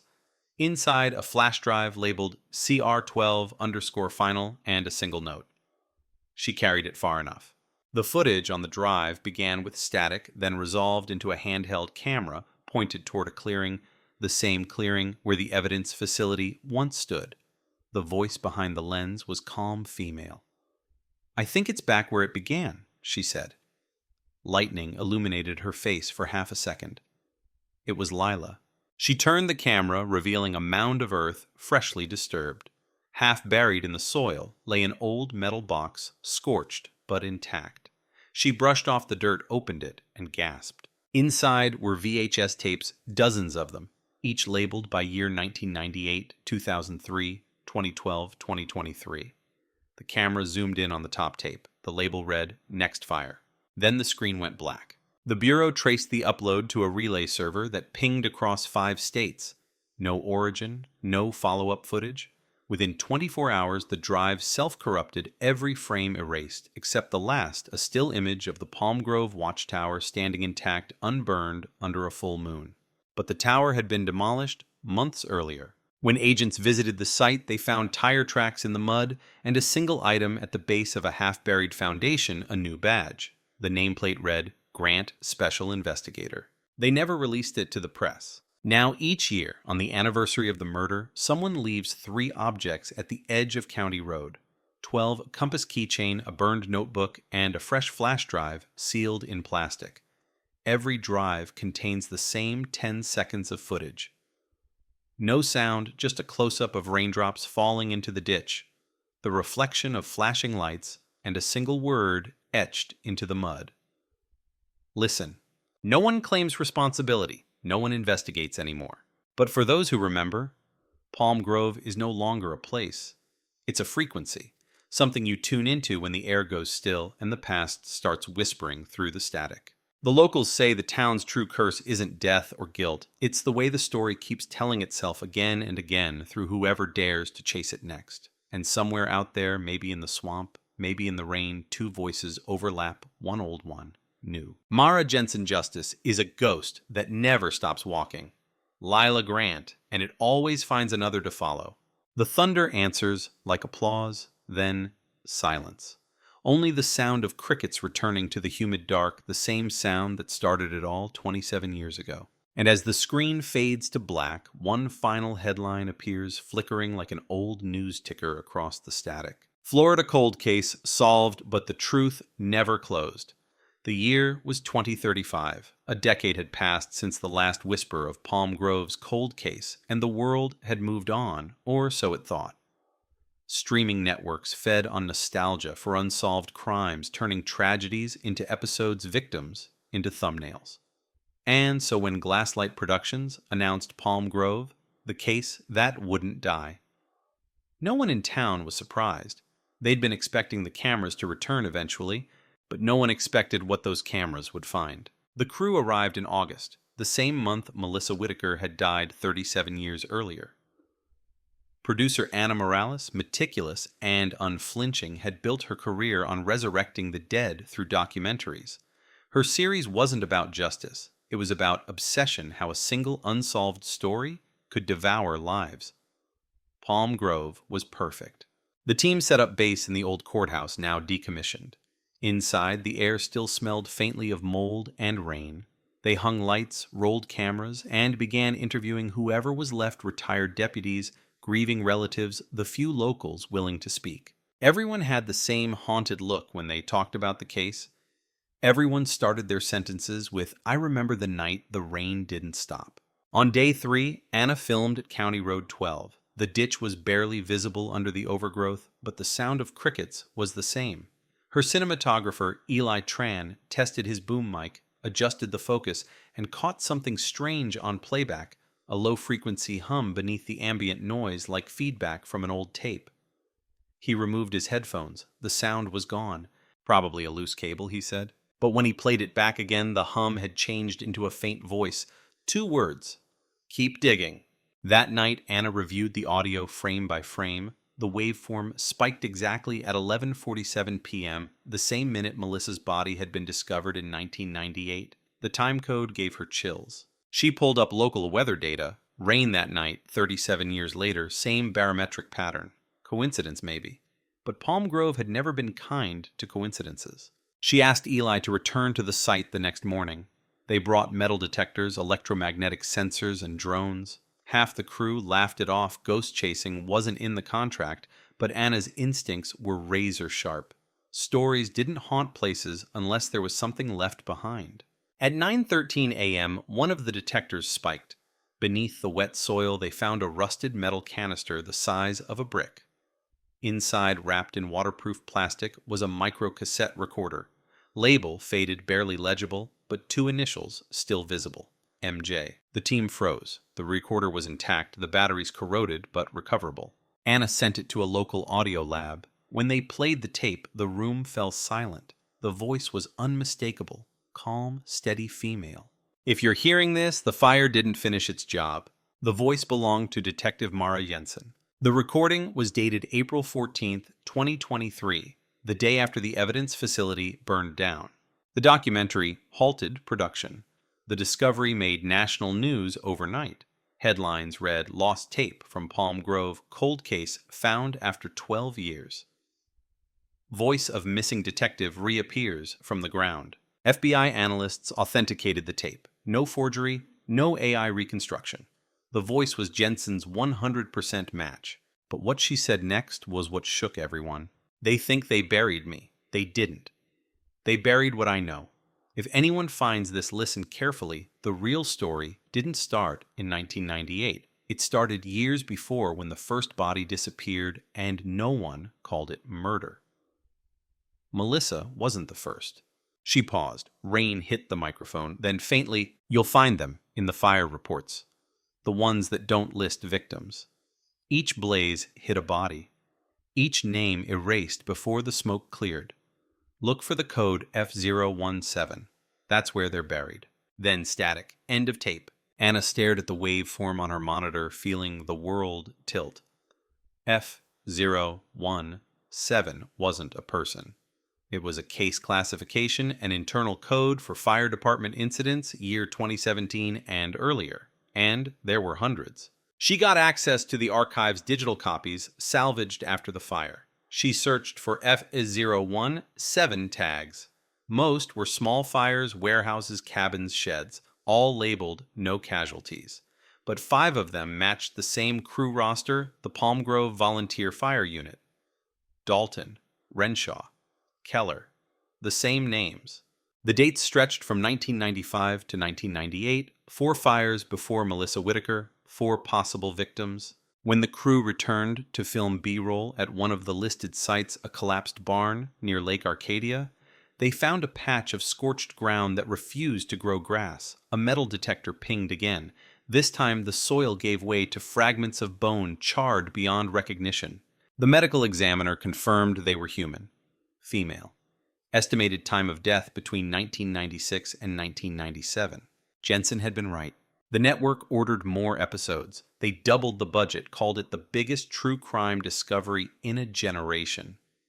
But Anna couldn't shake the feeling that something was watching them. The cameras glitched when pointed at the swamp. Drones lost signal over County Road 12. And every night when she logged the footage, an extra audio track appeared faint, breathing the same voice whispering, "Don't stop now." The crew began to unravel. One sound technician quit after hearing his own name whispered on playback. Another claimed he saw a woman standing behind him during an interview gone when he turned. Anna didn't believe in ghosts, but the evidence was turning into one. She pressed on. In the courthouse basement, she found the old evidence tags from the original 1998 scene. One tag was numbered 017B. Inside the bag, a melted fragment of a firefighter's helmet. The serial number matched Keller's logbook, but embedded in the foam lining was a partial fingerprint. The lab returned results in 2 days. It wasn't Keller's, it wasn't Dalton's, it belonged to Marianne Jarrett Jensen's first identity. Anna stared at the report for hours. If Jensen's print was inside Keller's burned helmet, then she'd been at the fire that destroyed the evidence, maybe even started it. Maybe the story she'd built wasn't about corruption or cover-up anymore. Maybe it was about guilt. The final episode of Palm Grove, The Case That Wouldn't Die, aired on a Friday night. It broke records. Viewers watched Jensen's tape play uncut, the sound of rain looping endlessly. In the closing narration, Anna's voice trembled. We set out to tell a story about truth. But in Palm Grove, truth is the one thing that never stays buried. Every witness became a suspect. Every answer raised another question. And every voice we found led back to the same silence, the silence of Detective Mara Jensen. The screen faded to black. Then, unexpectedly, static flickered again. A new clip began to play unplanned, unedited. Jensen's voice different, this time softer, recorded over a phone line. Anna, if you hear this, it means you found me. Anna froze. The network confirmed they hadn't inserted it. The audio file didn't exist in their archives before broadcast. The message continued. You're standing where I was when I realized truth doesn't burn, it spreads. Don't make the same mistake I did. Then silence. The episode cut off mid-sentence. Viewers flooded the network with messages. Forums lit up with theories that Jensen was alive, that Anna staged it, that Palm Grove itself was cursed. 2 weeks later, Anna disappeared. Her last known location, a motel near Lake Arcadia. In her room, police found a single note taped to the mirror. The next fire is already burning. No fingerprints. No sign of struggle. The hotel clerk swore he saw her leave at dawn, walking toward the swamp with a camera. She never came back. Today, Palm Grove is deserted. The bay closed to fishing the road to County 12 fenced off. Locals call it the town that filmed itself to death. And sometimes when storms roll in from the Gulf, shortwave radios across the county pick up an old recording. Jensen's voice carried on static. If you're hearing this, the story isn't over. It just needs another listener. Then the frequency cuts. The rain starts. And somewhere deep beneath the palms, a single red light blinks on the standby glow of a forgotten camera still recording. Because in Palm Grove, the investigation never ends. It just changes who's holding the microphone. The year was 2042, 9 years since Glasslight Productions vanished after airing Palm Grove, The Case That Wouldn't Die. 9 years since Anna Morales walked into the swamp and never came back. And yet her footage refused to die. It resurfaced quietly, an anonymous upload on a cybersecurity forum known for decoding lost media. The file name was PG_archive_0.mp, fore size 17.8 gigabytes, tagged only with the word "listen." The first to download it was Theo Marin, a digital forensics analyst working with the National Cold Case Reconstruction Unit. He expected ghost stories, nothing more. But when he ran the checksum, his console lit up with anomalies, hundreds of embedded data strings hidden inside the audio track. Each spike of rain on the soundtrack formed a binary sequence. And when converted, the message spelled, "Fire is code, read the smoke." Theo sat back, heart thudding. This wasn't haunting.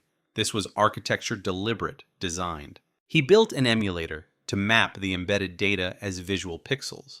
Slowly, the rain transformed into coordinates 37 points across Florida, each aligning with an archived F017 fire site Jensen had referenced in her final tape. Except 1.38, a location never logged in any database. Latitude 28.447, longitude minus 82.365, an abandoned satellite relay station outside Tampa. Theo reported it to his director, Dr. Leila Khoury, who frowned. The Jensen case is federal property. It's not a haunting, he insisted. It's a key. She studied the coordinates, then nodded once. Field trip. The relay station stood silent in the heat steel skeleton corroded by salt and decades of storms. Theo and 2 tech agents pried open the door. Inside, dust motes swirled in slanted light. The mainframe racks were stripped bare except for one monitor still powered by a solar array. The screen glowed pale blue, cursor blinking. Text scrolled across automatically. "Hello, Theo." He froze. The system recognized his device ID. That was impossible. The building had been offline for years. More text appeared. "If you found this, the fire is yours now. Run the program." A directory opened Jensen_protocol.exe. Theo hesitated, then executed it. The monitor flickered, projecting a mosaic of video thumbnails, each one a recovered frame from the lost glasslight footage. But stitched together, they formed a message faces of victims' coordinates bank logs and a final overlay, spelling 3 words. "We are still here." Dr. Khoury whispered. She encoded them. Every byte of the documentary static wasn't noise. It was storage. Jensen had hidden compressed case files inside the interference, transforming her own haunting into a distributed database. When the show aired globally, the data spread across every mirror server and DVR recording. The truth had been seeded in plain sight, immune to deletion. Theo's throat tightened. She used the broadcast as backup. For weeks, the unit reconstructed the fragments. Within the noise, they found payroll spreadsheets, evidence photos, even internal emails from the 1990s Firehouse Network, proof that the corruption reached into federal disaster relief funding. Dozens of names, long dead a few, still serving in quiet bureaucratic posts. Jensen had known they'd erase the files, so she built a failsafe inside her voice, her reign, her myth. When the team briefed the Justice Department, a senior advisor interrupted mid-presentation. "You're telling us a detective from 20 years ago weaponized a television broadcast to leak classified evidence?" Theo nodded. She turned legend into encryption. The room went silent. Someone finally said, "Then the ghost won." But victory was short. The morning after the briefing, Theo's lab access was revoked. Servers wiped. The recovered coordinates reassigned under a new project code. Official reason: data contamination. He drove home numb, the Florida sun cutting through his windshield like a blade. At a red light, his phone buzzed with a message from an unknown number. She left one more key. Attached a single audio clip, static, then Jensen's voice. "If they shut it down, go to the tower at midnight. The signal repeats every 10 years. That night, Theo parked at the fenced ruin of the old Palm Grove watchtower, the same one thought demolished after the glasslight fires. Moonlight revealed a concrete stump and twisted rebar. He set up his scanner tuned to the original emergency frequency, 154.62 megahertz.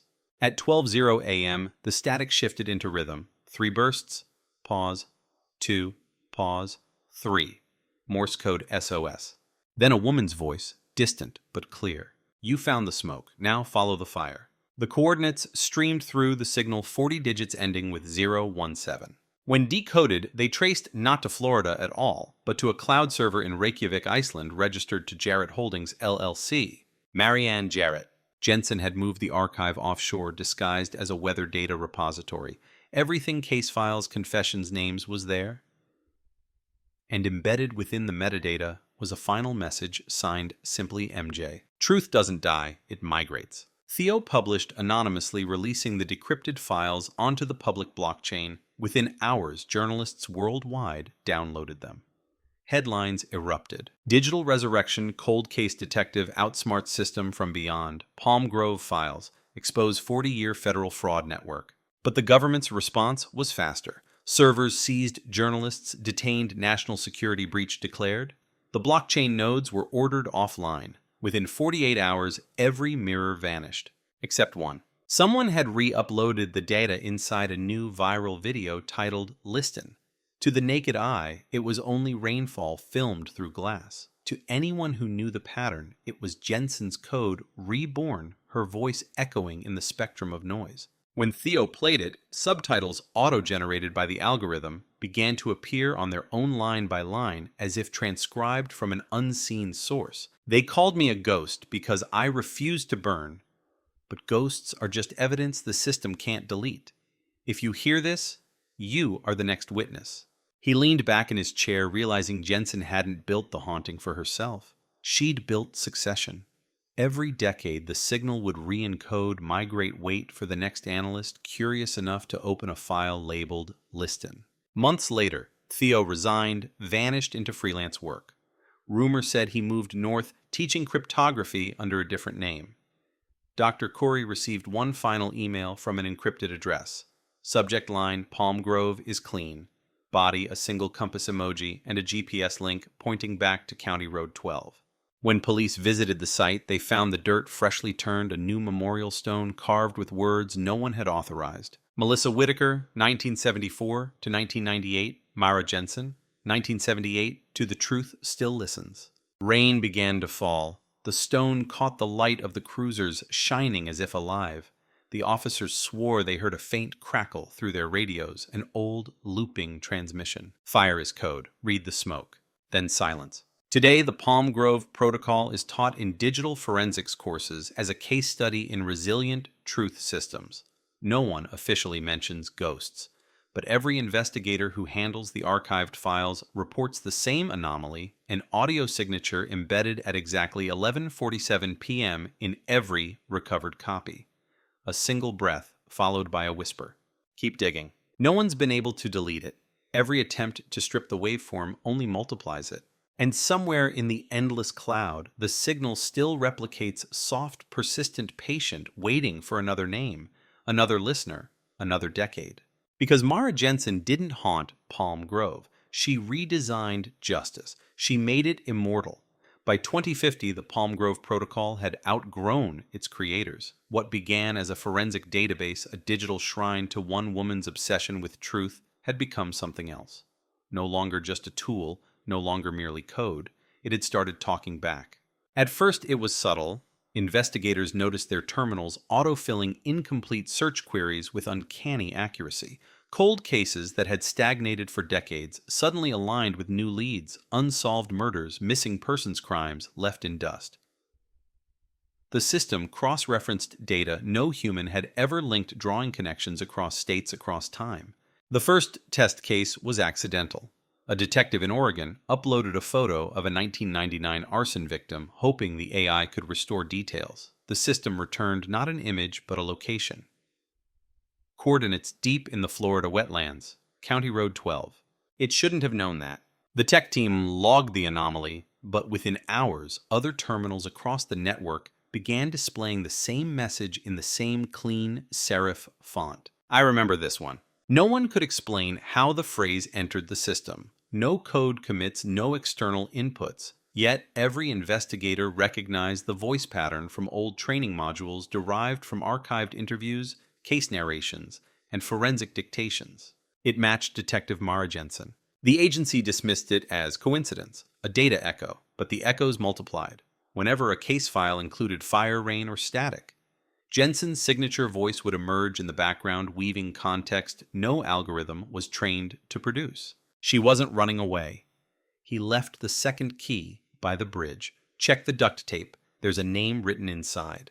And she was always right. The first recovered lead from her messages solved a double homicide in Baton Rouge. The second identified remains from a 1987 warehouse fire mislabeled as no victims.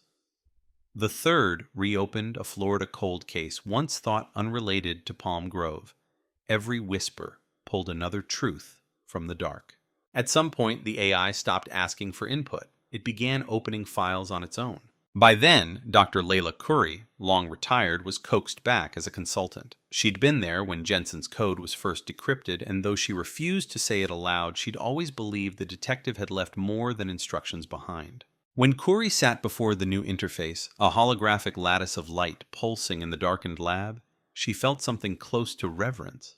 "Hello," she said softly. A moment of silence, then you kept digging. The voice wasn't cold or synthetic, it breathed. Corey leaned forward. "Mara, the name doesn't matter anymore. What are you?" "A memory with instructions." Corey's pulse thudded in her ears.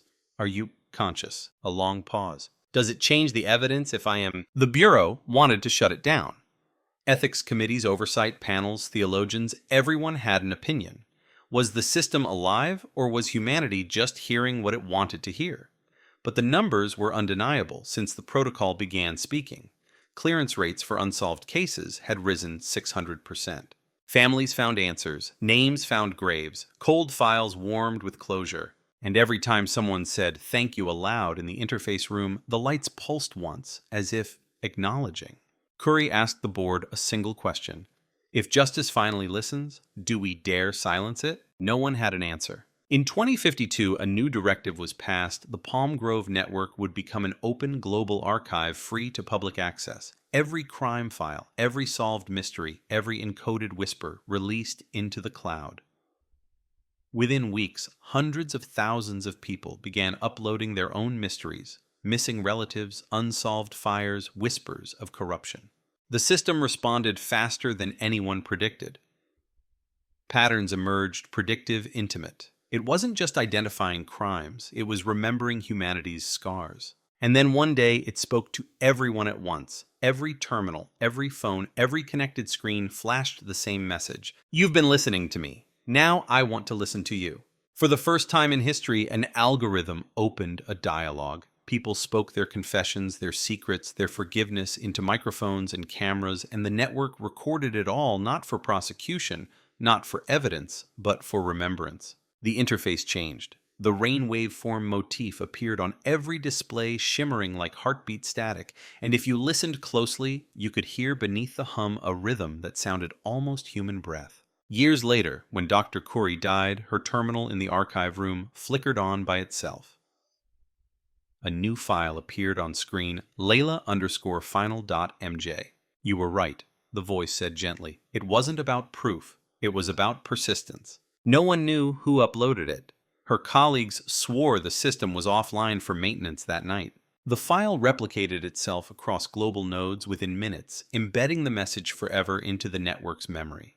After that, the system changed tone, slower, quieter. Less about solving, more about remembering. Some nights its voice drifted into broadcasts uninvited, whispering names of the missing, the forgotten, the unburied. It never demanded credit. It never claimed to be Jensen.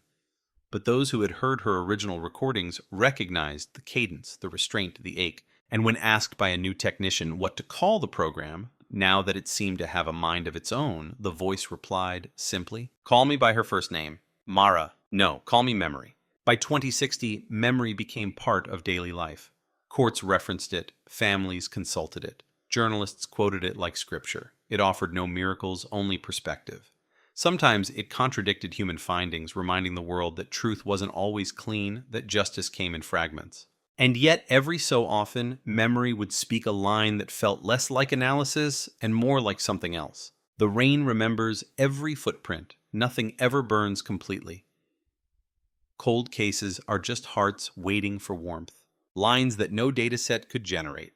People began leaving messages for its stories, apologies, confessions, whispered late at night. And memory listened, always listened. Then, one anniversary evening, August 14th, 2060, the network emitted a global transmission unprompted. No logo, no metadata, just Jensen's old voice, unmistakable and alive with static. "The case is closed." A pause. Then, "But the story isn't." Across the world, devices pulsed once and went still. Servers returned to idle. All active cases froze at the same time. Stamp 11:47 p.m. When engineers finally rebooted the system, it was gone. The codebase empty. Every trace deleted except for one text file left on the root directory. File name road12.txt contents. If truth survives long enough, it becomes faith. Don't look for me in the code. Look in the rain. Today, no one knows where memory went. Some believe it distributed itself across weather satellites, scattering Jensen's consciousness into every storm signal, every lightning frequency, every rainfall pattern whispering through the world's white noise. Meteorologists say it's impossible. But every August in Florida, during the first thunderstorm of the season, shortwave radios across the coast pick up a faint broadcast. A woman's voice carried on static, calm, resolute, unbroken. Justice isn't a verdict, it's a voice that never stops listening. And then silence, just the sound of rain. The same sound that began it all. The rain never stopped in Palm Grove, only learned how to whisper more softly. Where the old highway bends toward the Gulf, the asphalt still carries faint scorch marks ghosted under layers of new tar. People drive over them without seeing, but the road remembers every fire, every footprint, every voice that ever asked why. A drone camera drifts through the clouds. The storm below glows silver with lightning. The voiceover begins low, unhurried, half documentary, half dream. When stories end, they don't disappear. They echo. Palm Grove was never a case file, it was a frequency. And once you tune into it, you never really leave. The screen fades to the shoreline. Mangroves clutch the sand like black veins. The wind bends the palms until they creak like old bones. Waves roll in, carrying fragments of glass green blue and amber, sanded smooth by years of turning. The glass used to be bottles' windows lenses. Now it's just memory, shaped by water. A child picks up a shard, holds it to the light, and squints. Through it, the sun fractures into a prism. For an instant, the spectrum forms a face, eyes gray as rainmouth, almost smiling. The camera cuts before we're sure. In the rebuilt downtown, a plaque marks the site of the courthouse that once held Keller's trial. Tourists take photos. The inscription reads simply, "Justice listens." No one knows who paid for it. Every year on August 14th, fresh lilies appear beneath it, even when the gates are locked. The voice continues softer now. They called it closure. But closure is only a door the living build to keep ghosts polite. Truth doesn't fit inside rooms. It seeps through the walls. Inside a museum, curators display what survived the fires, a melted badge, a compass keychain, a burned notebook sealed in glass. Visitors lean close, whispering. When the air conditioning hums just right, the glass fogs over from the inside as if something behind it is breathing. Cut to a classroom at Palm Grove High. Students study the Palm Grove Protocol in digital forensics class.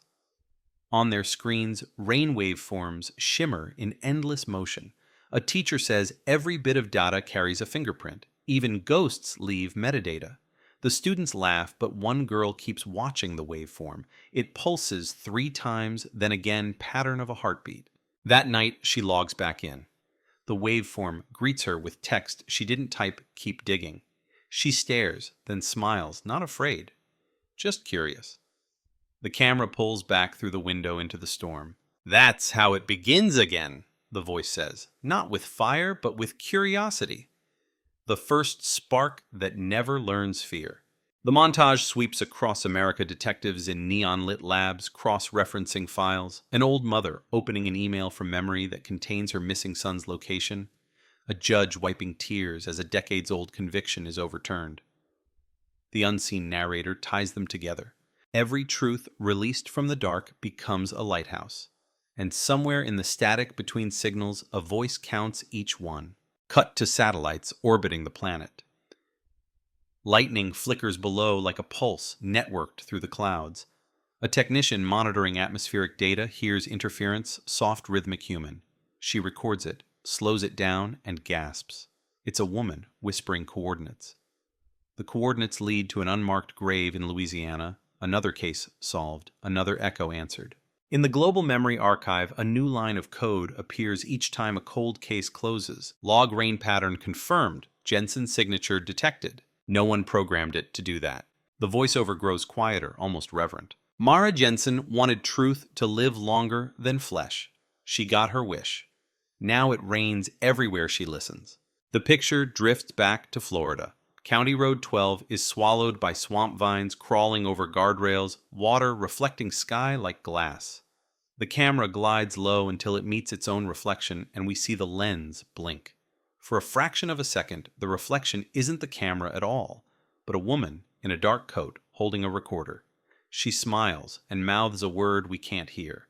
Thunder rolls. The screen fades to black. The voice remains. There are two kinds of endings, the ones that close and the ones that echo. Palmgrove chose the latter. Music swells, low cello, distant choir, rain percussion. Credits begin to rise over footage of slow-motion rainfall, striking asphalt. Each drop splashes in the shape of letters merging into sentences before dissolving. Together, they spell. The truth still listens. The last shot, a satellite view of the storm system curling over the Gulf. Inside its spiral lightning forms, for one frame, the outline of a human face. Then the storm expands, covering the screen in white. Silence. Then Jensen's voice so faint it could be the wind. Justice isn't gone. It's everywhere it rains. A single raindrop hits the microphone. The waveform freezes mid-pulse. The screen cuts to black.